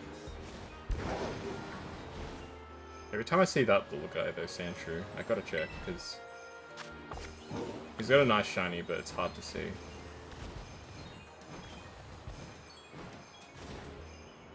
At least from behind. You have to see him from the front because his like belly becomes blue instead of that creamy sort of color.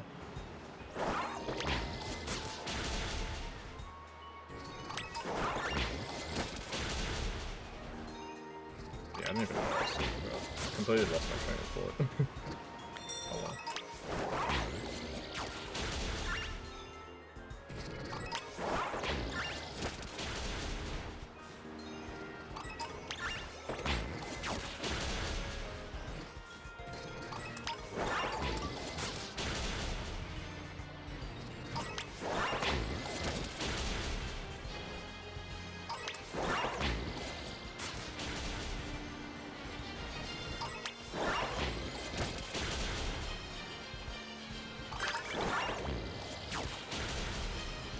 Hey, Mike, how you doing?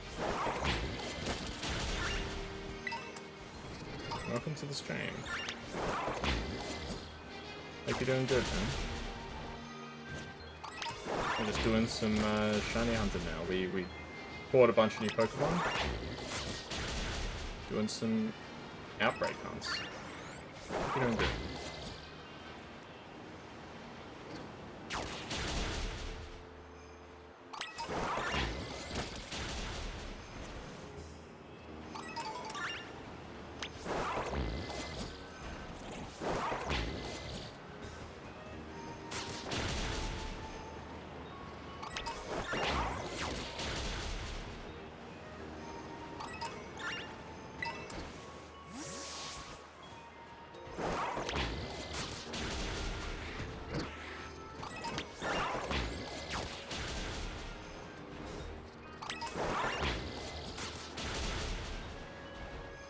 How you doing today?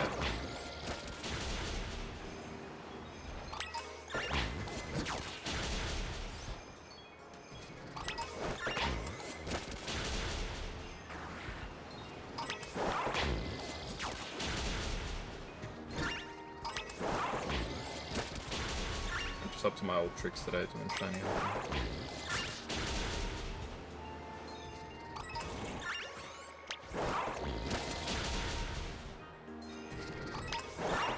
I'm actually sure what shiny golem looks like. I think it's like almost a greenish sort of color, instead of being like a bluey sort of color. Could be wrong. That's what I always tell people when I say something.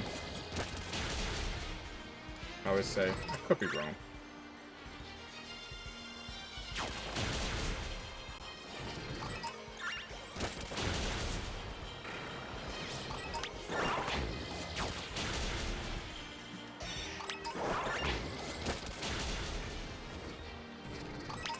I say I could be wrong, and I probably am, truth be told.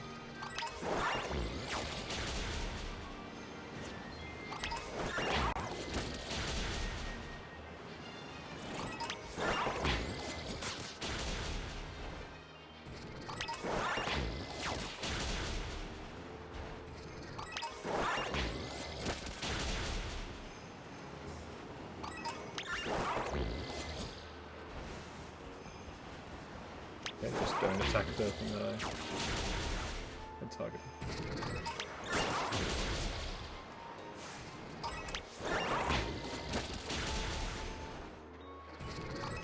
Yeah, I know some of these Pokemon have marks, but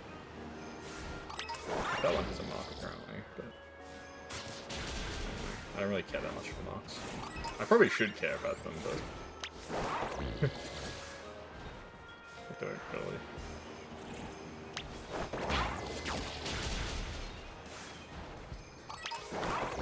Like, I guess, marked Pokemon, I wouldn't mind using it, but, chances are it's probably not gonna have good stats. Hey Mazda, how you doing? I'm doing good.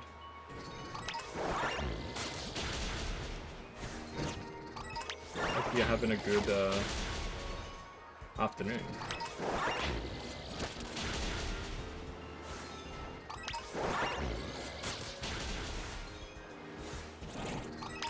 It's just Pokemon today. You know how it is. Hope all's well with you. I do something funny so I can clip it. You having a good time? Oh, that's good to hear. But I don't know if I can do anything funny. There's nothing really super exciting happening. We'll see how we go. I do appreciate all the clips you make though. It means a lot. There was a really long dry spell on my channel where like nobody was clipping anything. So it's nice to have somebody doing clips again. Every now and then.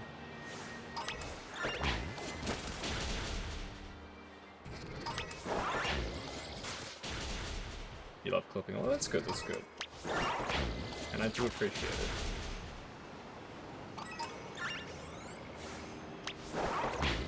My favorite recent clip is definitely the one from Super Mecha Champions when Maya was under the map. That was a great moment.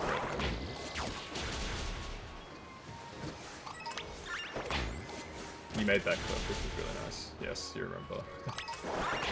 We're playing some more of that on Monday, actually. So that should be fun.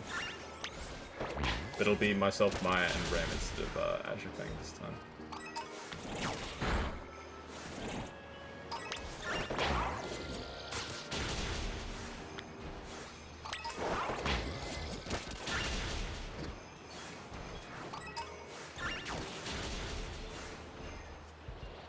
There's a lot of marked Pokemon. I didn't realize that it was so common.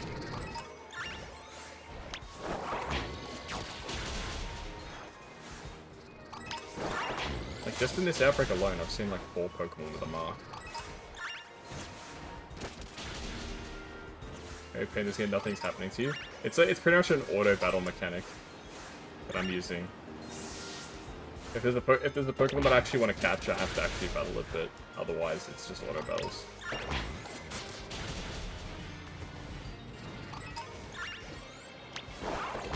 But yeah, pretty much it is because I'm OP at this point.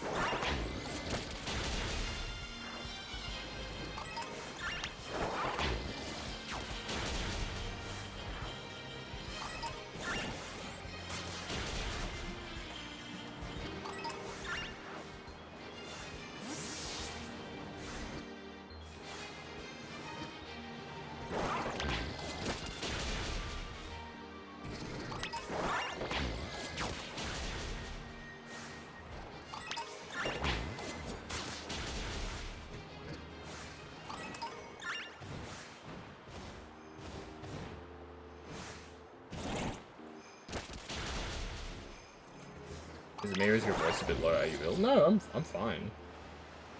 Which is good that my mic sensitivity is not as high as it normally is. No, I'm okay.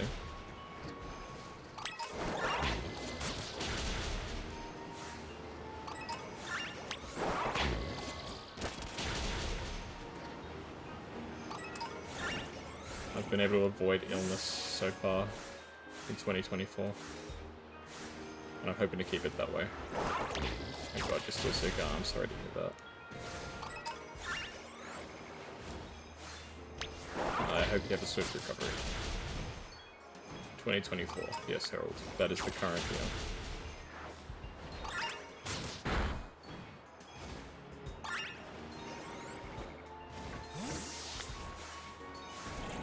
Bongo? We can add a bongo. Many things will happen. This is true. Give me one bongo. Of course, right on it. Where is it? There we go. Welcome, Bongo Kaz.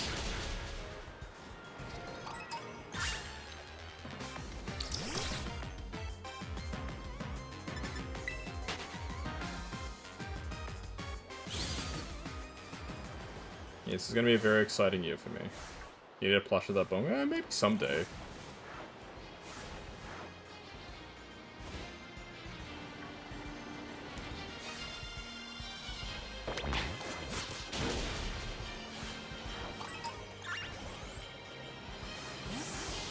Maybe someday there'll be like Kaz merch,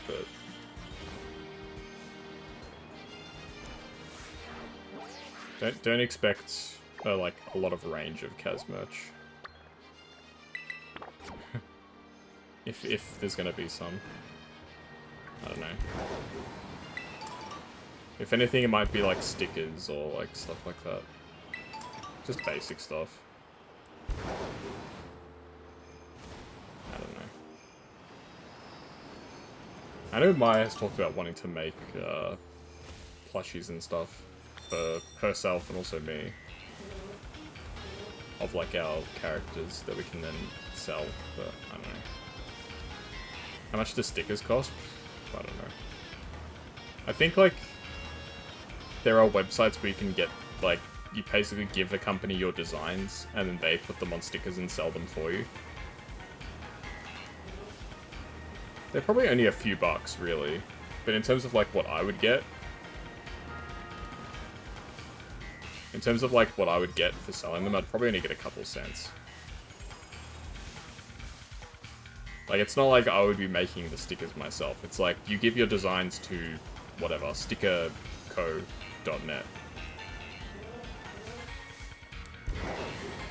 Yeah, it would be in American dollars as well, Harold, so...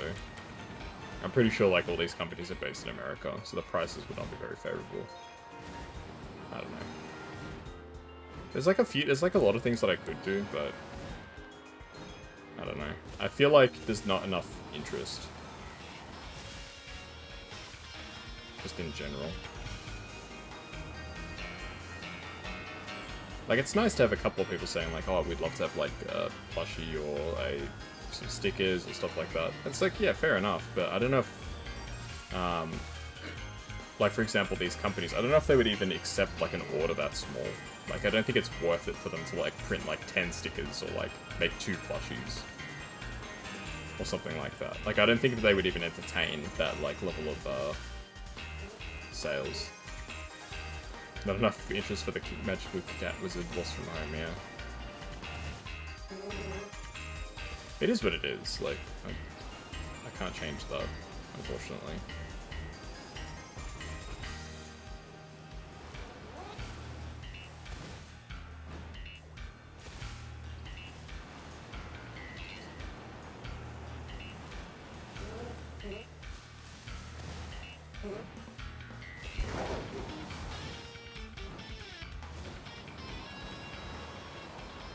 The spot looks a lot like Genshin Impact. Really? Huh. I never played Genshin Impact.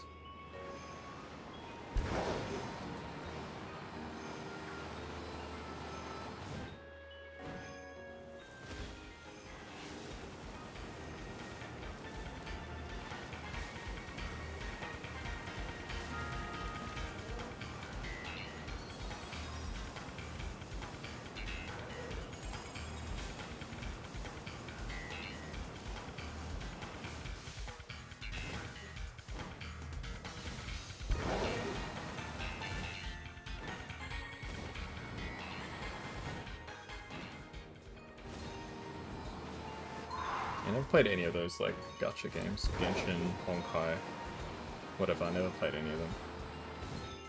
Did you have a stream-related question? Yeah, go for it. If you've got a question, you can always ask. The worst thing I can say is, I'm not going to answer. If it's stream-related, I don't think I'll have any issues answering it.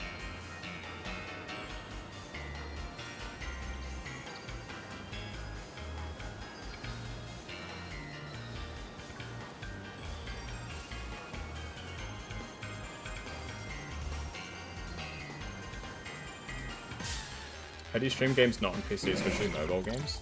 Probably the easiest way to stream a mobile game on PC is to emulate it with like BlueStacks or something like that. Otherwise, I think you can stream directly from your phone.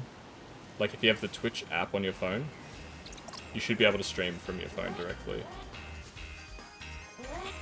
Hopefully that answers your question. I've never streamed from my phone. I did stream a mobile game that I, for a sponsorship, early last year.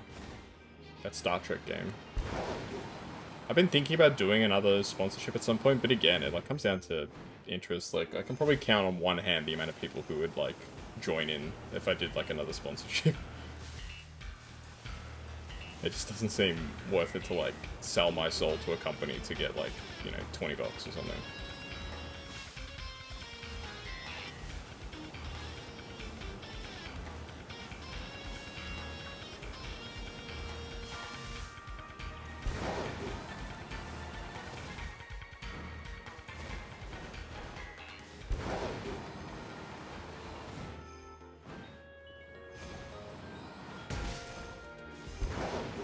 Yes. I wasn't being serious when I said sell my soul. I would never sell my soul. It's too important. But you know what I mean, right? It's like, you know, partnering with a company and like saying like, oh, I'm gonna be a shill for this company for like 5 hours or whatever. I don't think like... I think very few viewers like when content creators they watch do like sponsorships and stuff like that. Like, I reckon, like, if you have, like, a sponsorship, you're probably lucky if, like, 5 or 10% of your viewer base is willing to engage with the sponsorship. Because most people hate sponsorships.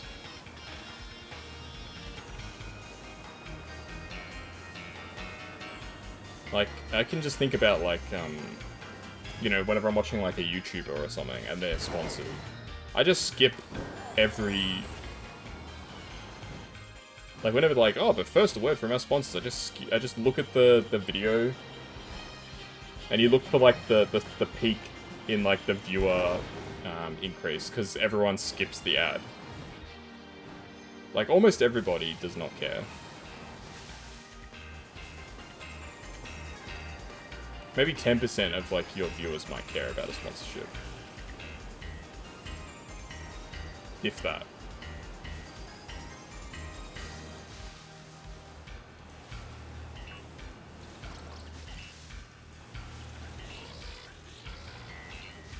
You love helping? That's good, Harold. That's nice. It's very good of you to support the streamers that you like. But you have to remember, not everybody's like you. And from a streamer's perspective, you don't really want to, like, go to the, like, effort where you're, like, doing, like, a sponsored stream. And then it, like, flops. You know? It's a bad look for you. It's a bad look for you as a content creator that you had, like, a sponsorship flop. And you basically played a game that you probably weren't interested in. It's like, let's say Raid Shadow Legends, right? Like, if I were to do a Raid Shadow Legends sponsorship, I'm not really interested in that game. I don't really like the game.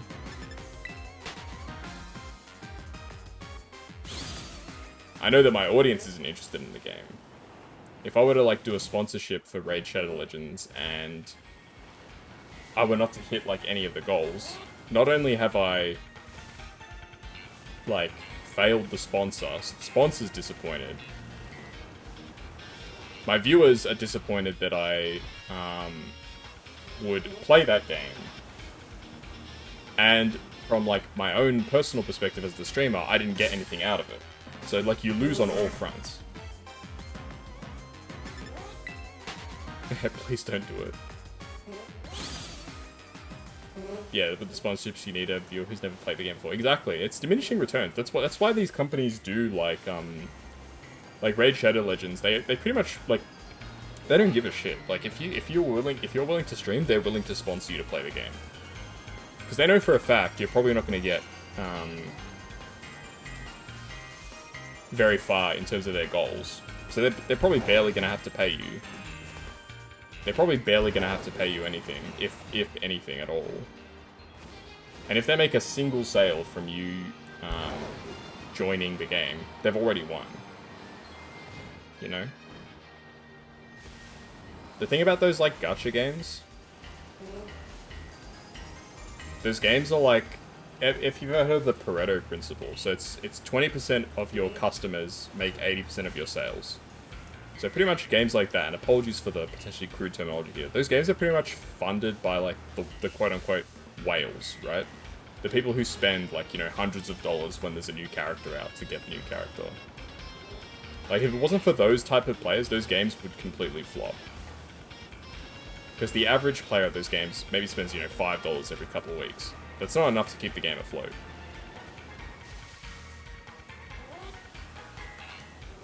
But,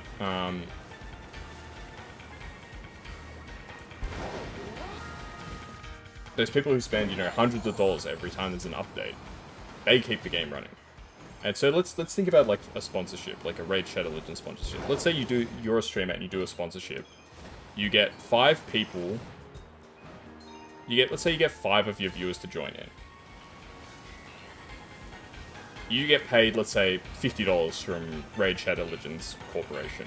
They say, here's your money for getting 5 people to play the game. Great work. Let's say 3 of those people play for the sponsorship and then they never play it again. Raid Shadow Legends doesn't care about those players. One person spends, let's say, $20 in the game, they play for a bit, and then they stop. But the other person, the 5th person, gets hooked into the game and spends hundreds and hundreds of dollars. Congratulations, you know. That's exactly what the sponsorship is all about.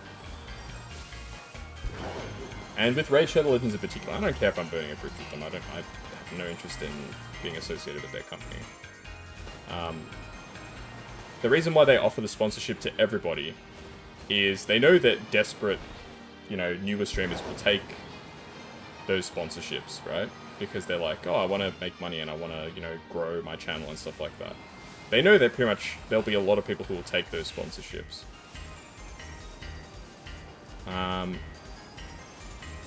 But they also know that only new people can actually, only new players can actually complete the sponsorship for the person. It gets to a certain point where so many people will have done the Raid Shadow Legends sponsorship that there'll be basically like no new players left. And at that point, if you're streaming and you're not hitting any of the goals, it's just free advertising for them. They don't have to pay you a cent.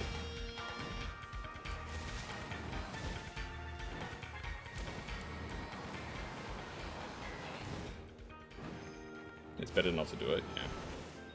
Like I said, I did a sponsorship.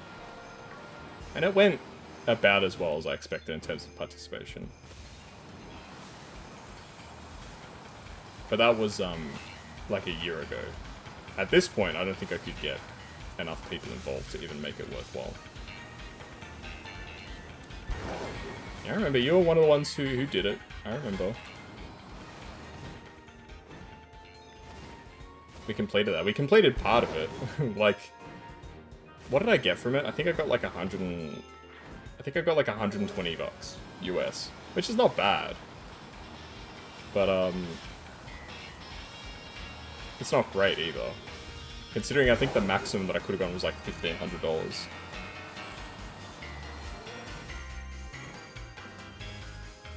If I hit all the goals.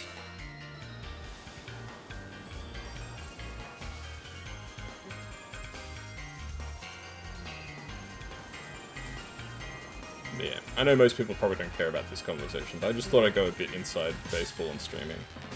For any prospective streamers in the chat who are thinking of maybe doing it. I'd say, honestly, don't bother with those sponsorships. Like, really, doing those sorts of sponsorships, like, reflecting back on it, all it does is it basically just makes the average person think that you're a shit for, like, corporations. It's a lot of money for you. I know it's a lot of money for you, and that's how they get, like, you know, small streamers to participate and stuff like that. With the promise of, like, a big payout. But it's very hard to actually get any significant amount from them. Pretty much, you have to get to the point, because all those sponsorships that you see people doing, like Raid and all that, for small streamers, the ones where they're actually playing the game, you have to apply to those. Like, they will say, we're looking for people to do this sponsorship, who's interested? But as a streamer, you have to apply to it. Realistically, the sponsorships that you want to get are the ones where the sponsors come to you. And they say, hey, if you do like a 2-minute ad read of this product, we'll give you, you know, $2,000. But you have to be big to get to that point.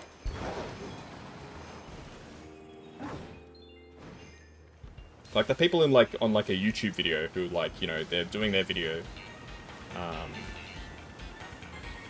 and then they do like their cutaway to like an ad, where they say, hey, play Red Shadow Legends. The thing is, you don't see them playing Red Shadow Legends.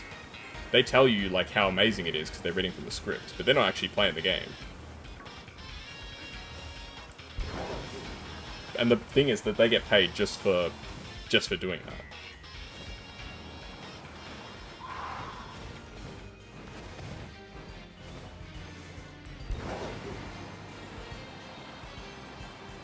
But that's only for like big creators. Like they wouldn't, like realistically, if we're talking like YouTube, probably people who are like 100k subs plus, realistically. Maybe 50k subs plus. They get those kinds of offers.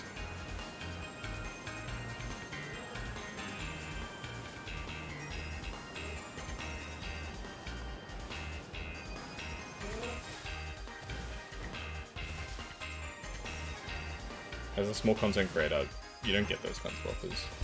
You really have to put yourself out there for sponsors and stuff like that.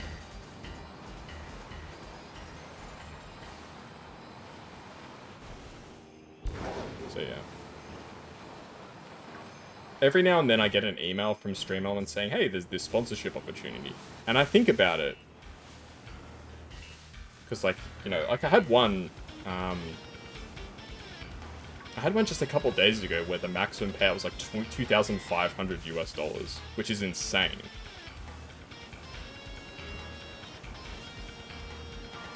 And then I like read the conditions. I was like, okay, I'm curious. How do you have to get that? And it's like ridiculous to get that. I think there's 3 different sets of objectives for the sponsorship. I'm not going to say what the sponsorship is, but there's 3 sets of objectives. And to get all the rewards, you need 50 people to do all 3 levels. You're not going to do any more sponsorships till you're famous? That's not happening. I'm not getting famous.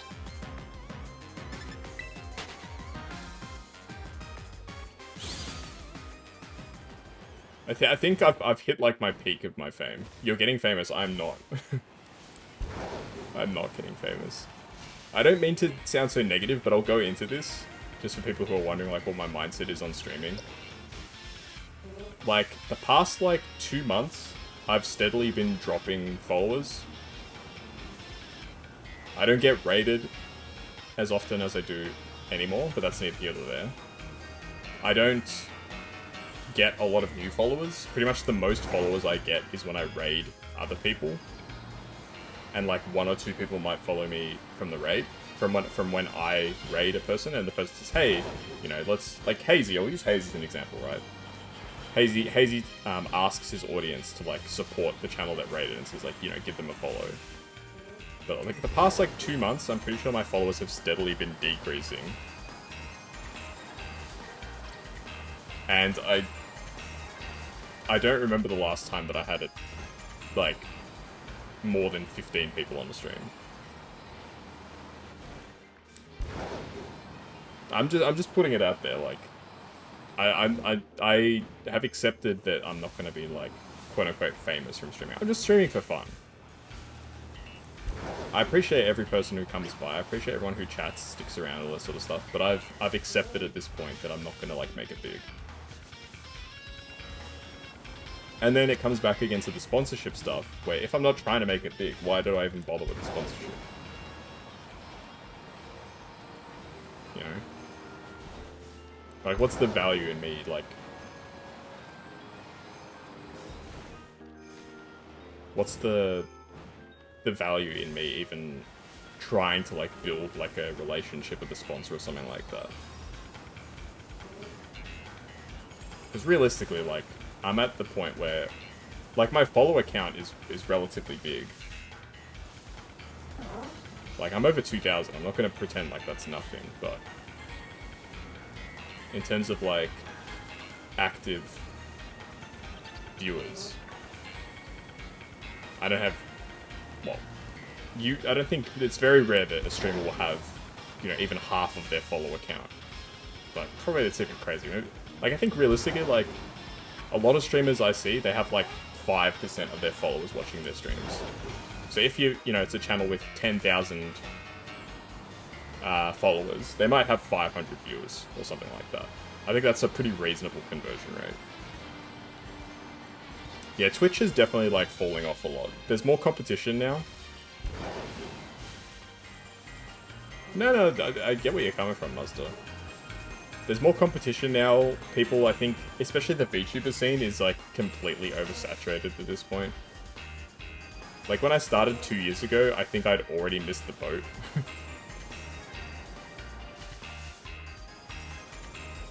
Like, VTubing hit its popularity during COVID and during lockdowns. When I got into streaming, it was when all that stuff was sort of ending, so I still caught like a bit of the wave. But at this point, I think like that ship has, like, sailed. Realistically, unless you're doing something really innovative or really interesting, you're not going to make it big. And at the end of the day, like, I can say whatever I want about my streams. Realistically, it's just me playing games and talking to whoever's in chat. There's nothing particularly innovative about these streams.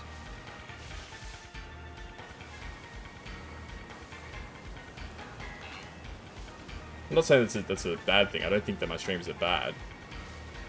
Like, I think for me, a quote-unquote bad stream is when the streamer is playing, like, silently to gameplay.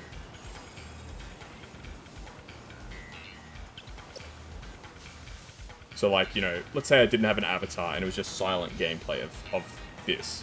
I don't think anybody would tune in for silent gameplay of shiny hunting. Because there's no excitement, there's no reason to watch, because what's going to happen when the person gets the shiny? They're not going to say anything. Or they might be like, oh cool, there's the shiny. You know, it's not interesting. Like, the whole point of shiny hunting and stuff like that is to get the reaction. That's what I would say is bad content. I don't think that my content's bad, it's just very bland or average, I guess. Like, I'm not doing anything to set myself apart. Like, sure, I have this, you know, this cat avatar. And that's good for getting people, like, interested. Like, probably not as much recently. I know I'm getting really into like the behind the scenes streamer stuff, but why not? Let's just go into it. I would say probably the reason why I have so many followers to begin with is because of this avatar. Because a lot of people, like, they're just browsing, like, the Pokemon Violet category, let's say. And they see, like, this cat avatar. They're like, oh, this is cool. So they might, like, drop by, drop a follow, say a couple things. But they're not likely to come back. Like, the novelty's worn off. Like, they think, oh, cool, a cat. A talking cat streamer. That's interesting. That's novel. They might follow, but they're not liable to come back. They're not liable to become, like, a regular or something like that, in most cases.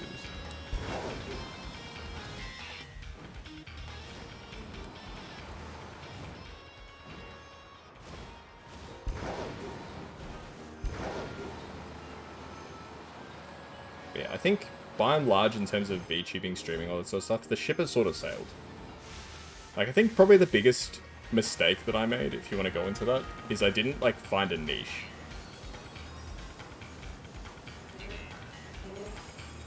Like, I stream pretty much whatever I like, which is what I want to do, because I want to have fun on my streams. But realistically, if you want to make it as a streamer, you need to find something that you're good at, or something that people really like, and just focus purely on that. Just focus on one thing. And then once you build up a strong audience, you can do other stuff. Because then you'll have a big group of people who'll be there because they like your personality, not because they like what you're playing. But of course, that's dangerous too. Like, if you build up a niche, and you suddenly decide to switch out of it, you might find that nobody wants to watch you anymore. Like, I know for a fact, because I used to stream Gwent, the Witcher card game, quite a lot, right? I'm sure some of you remember those days. But when I would stream it, I actually have quite a lot of viewers. And occasionally, I would get raided by, like, these really, really big Gwent streamers. Like, I think one time I got raided by somebody who had, like, 300 viewers or something like that. Maybe it wasn't 300, maybe it was, like, 150 or something. Which was insane for me. I know that's not, like, really a lot of people. But for me, that was insane.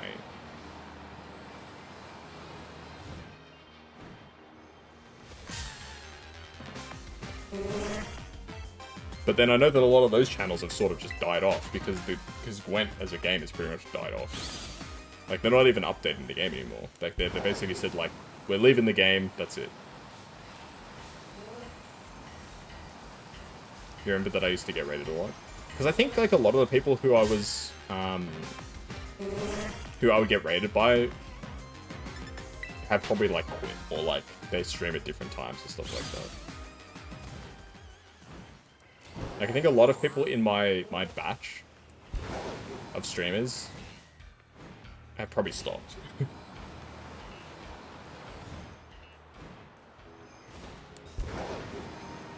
And I don't really, like, network.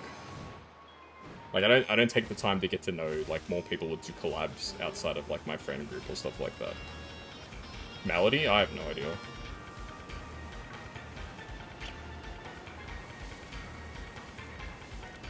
I mean, people just move on as well. They get sick of you. They get bored of watching you. It happens. That's just life.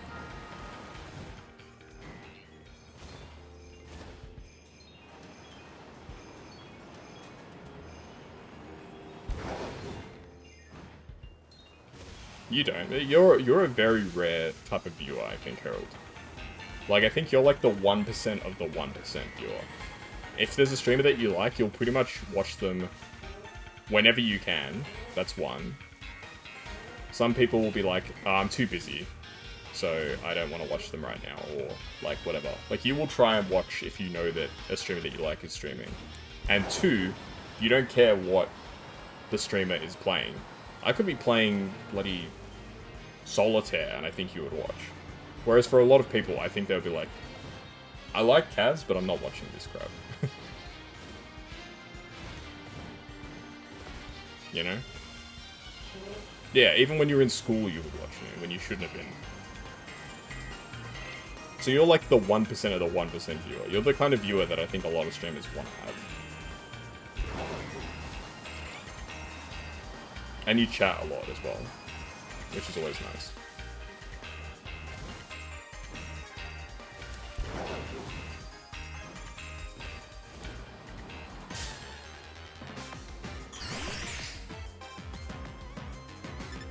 Anyway, that's probably enough of inside baseball streamer talk.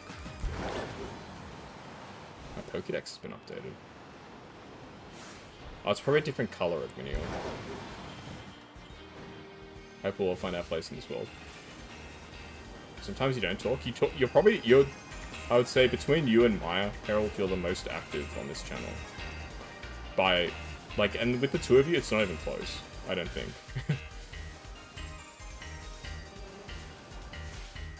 Like, I don't think that, like, Mazda chats occasionally as well. Like, the thing is, like, I can name, like, my active viewers pretty, like, clearly. There's Maya, Harold, Mazda, you know. Depending on what I'm playing, I'll have a few people who come just for Pokemon, like Virgil, stuff like that. Azure usually drops by at the start of the stream. You feel like Maya's still here watching? I don't think so. She said she was eating dinner with her brother, so I don't think she's here.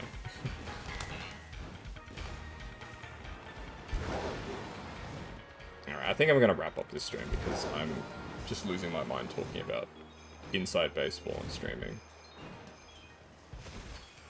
Alright. I'm going to do 3 more attempts to find this shiny.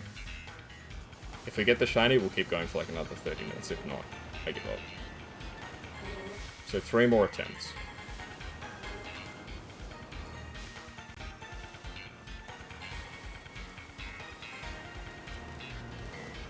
Okay.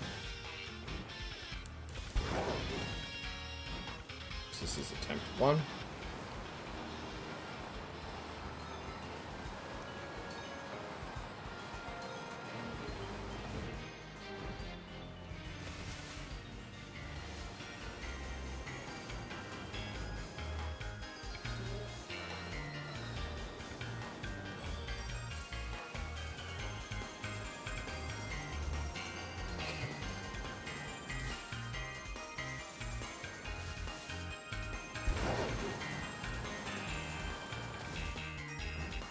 Okay. That was 1.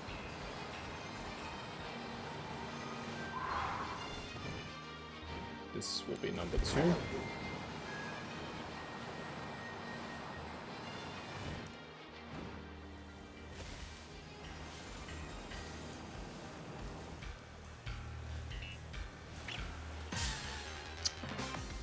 Fucking dealing.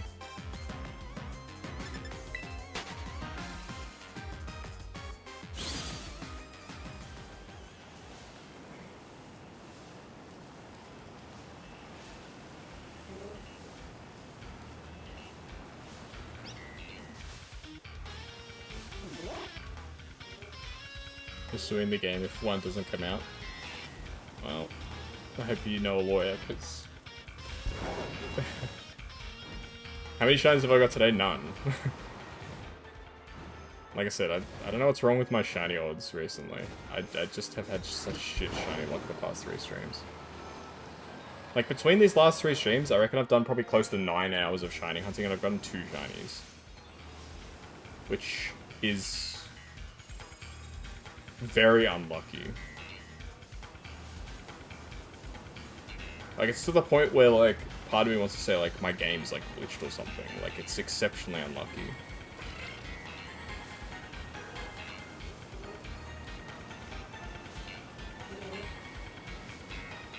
Alright, that's attempt 3.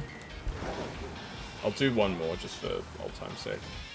Part of me, like, feels like, did they lower the shiny rate? Like, behind the scenes, and they just didn't tell anybody. Like, that's how it feels. I don't know whether I've just been crazy unlucky, like, the past, like... Because a few streams ago, not the last 2, the stream before that, I got a bunch of shinies. Without even trying. But then something like, they, like, flipped the switch, and then the shinies have just dried up. They've dried up like a raisin in the sun. Alright. And now we clear the rest of the outbreak. So if a shiny should appear, so be it. If not, oh well.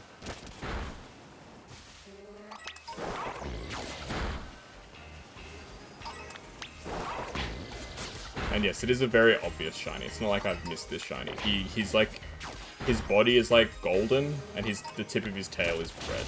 I definitely like would have seen it if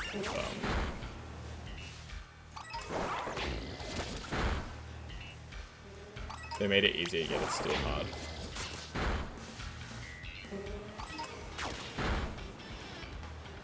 4,000. Those are the base odds. Like, my odds are a lot higher than that. I'm pretty sure with all the setup that I've done, Herald, my odds should be like 1 in 600. Or 1 in 700, something like that. Which might sound like pretty remote odds, but considering that I've spent like the last like hour and a half, maybe, just spawning and despawning these guys, I'm pretty sure I've seen pretty close to 700.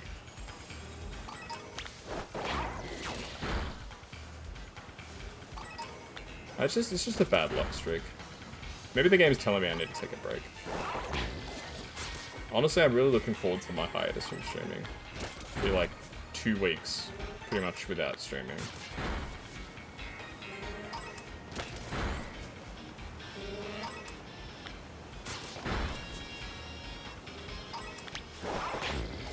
Then we'll see what happens after that. Maybe I'll come back and everyone's gonna have forgotten all about me.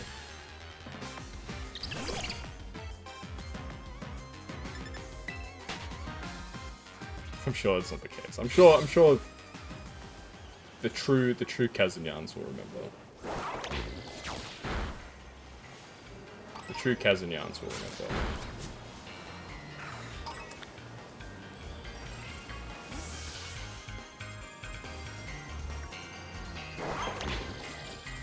Yeah. Well, that's it. No Smeagol. Damn.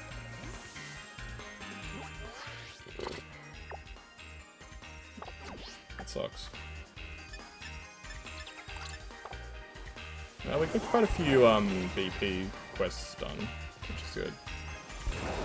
I do want to complete one more, so there's an item on the floor.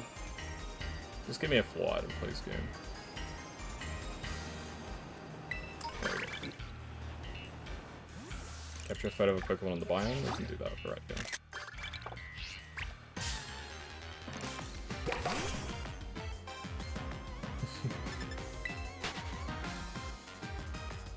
You remember as long as you have a memento for someone. I mean, that's good. Like I said, you're a very kind viewer. You're the kind of viewer that makes streamers want to keep streaming. Alrighty. So we'll wrap it up there. So thanks for joining me again today. Hopefully the inside baseball streamer behind the scenes sort of chat was not too annoying. But I just thought I would just... I mean, I always just go off on rants whenever I do shiny hunts, so that was just today's topic. It was what's it like being a streamer in the year 2024. So hopefully you enjoyed the stream. So take care, and I'll see you all next time for the conclusion of Pokemon Violet. I don't know when it's going to be, when I'm going to be streaming it, but it'll be at some point. So look forward to that. Bye bye.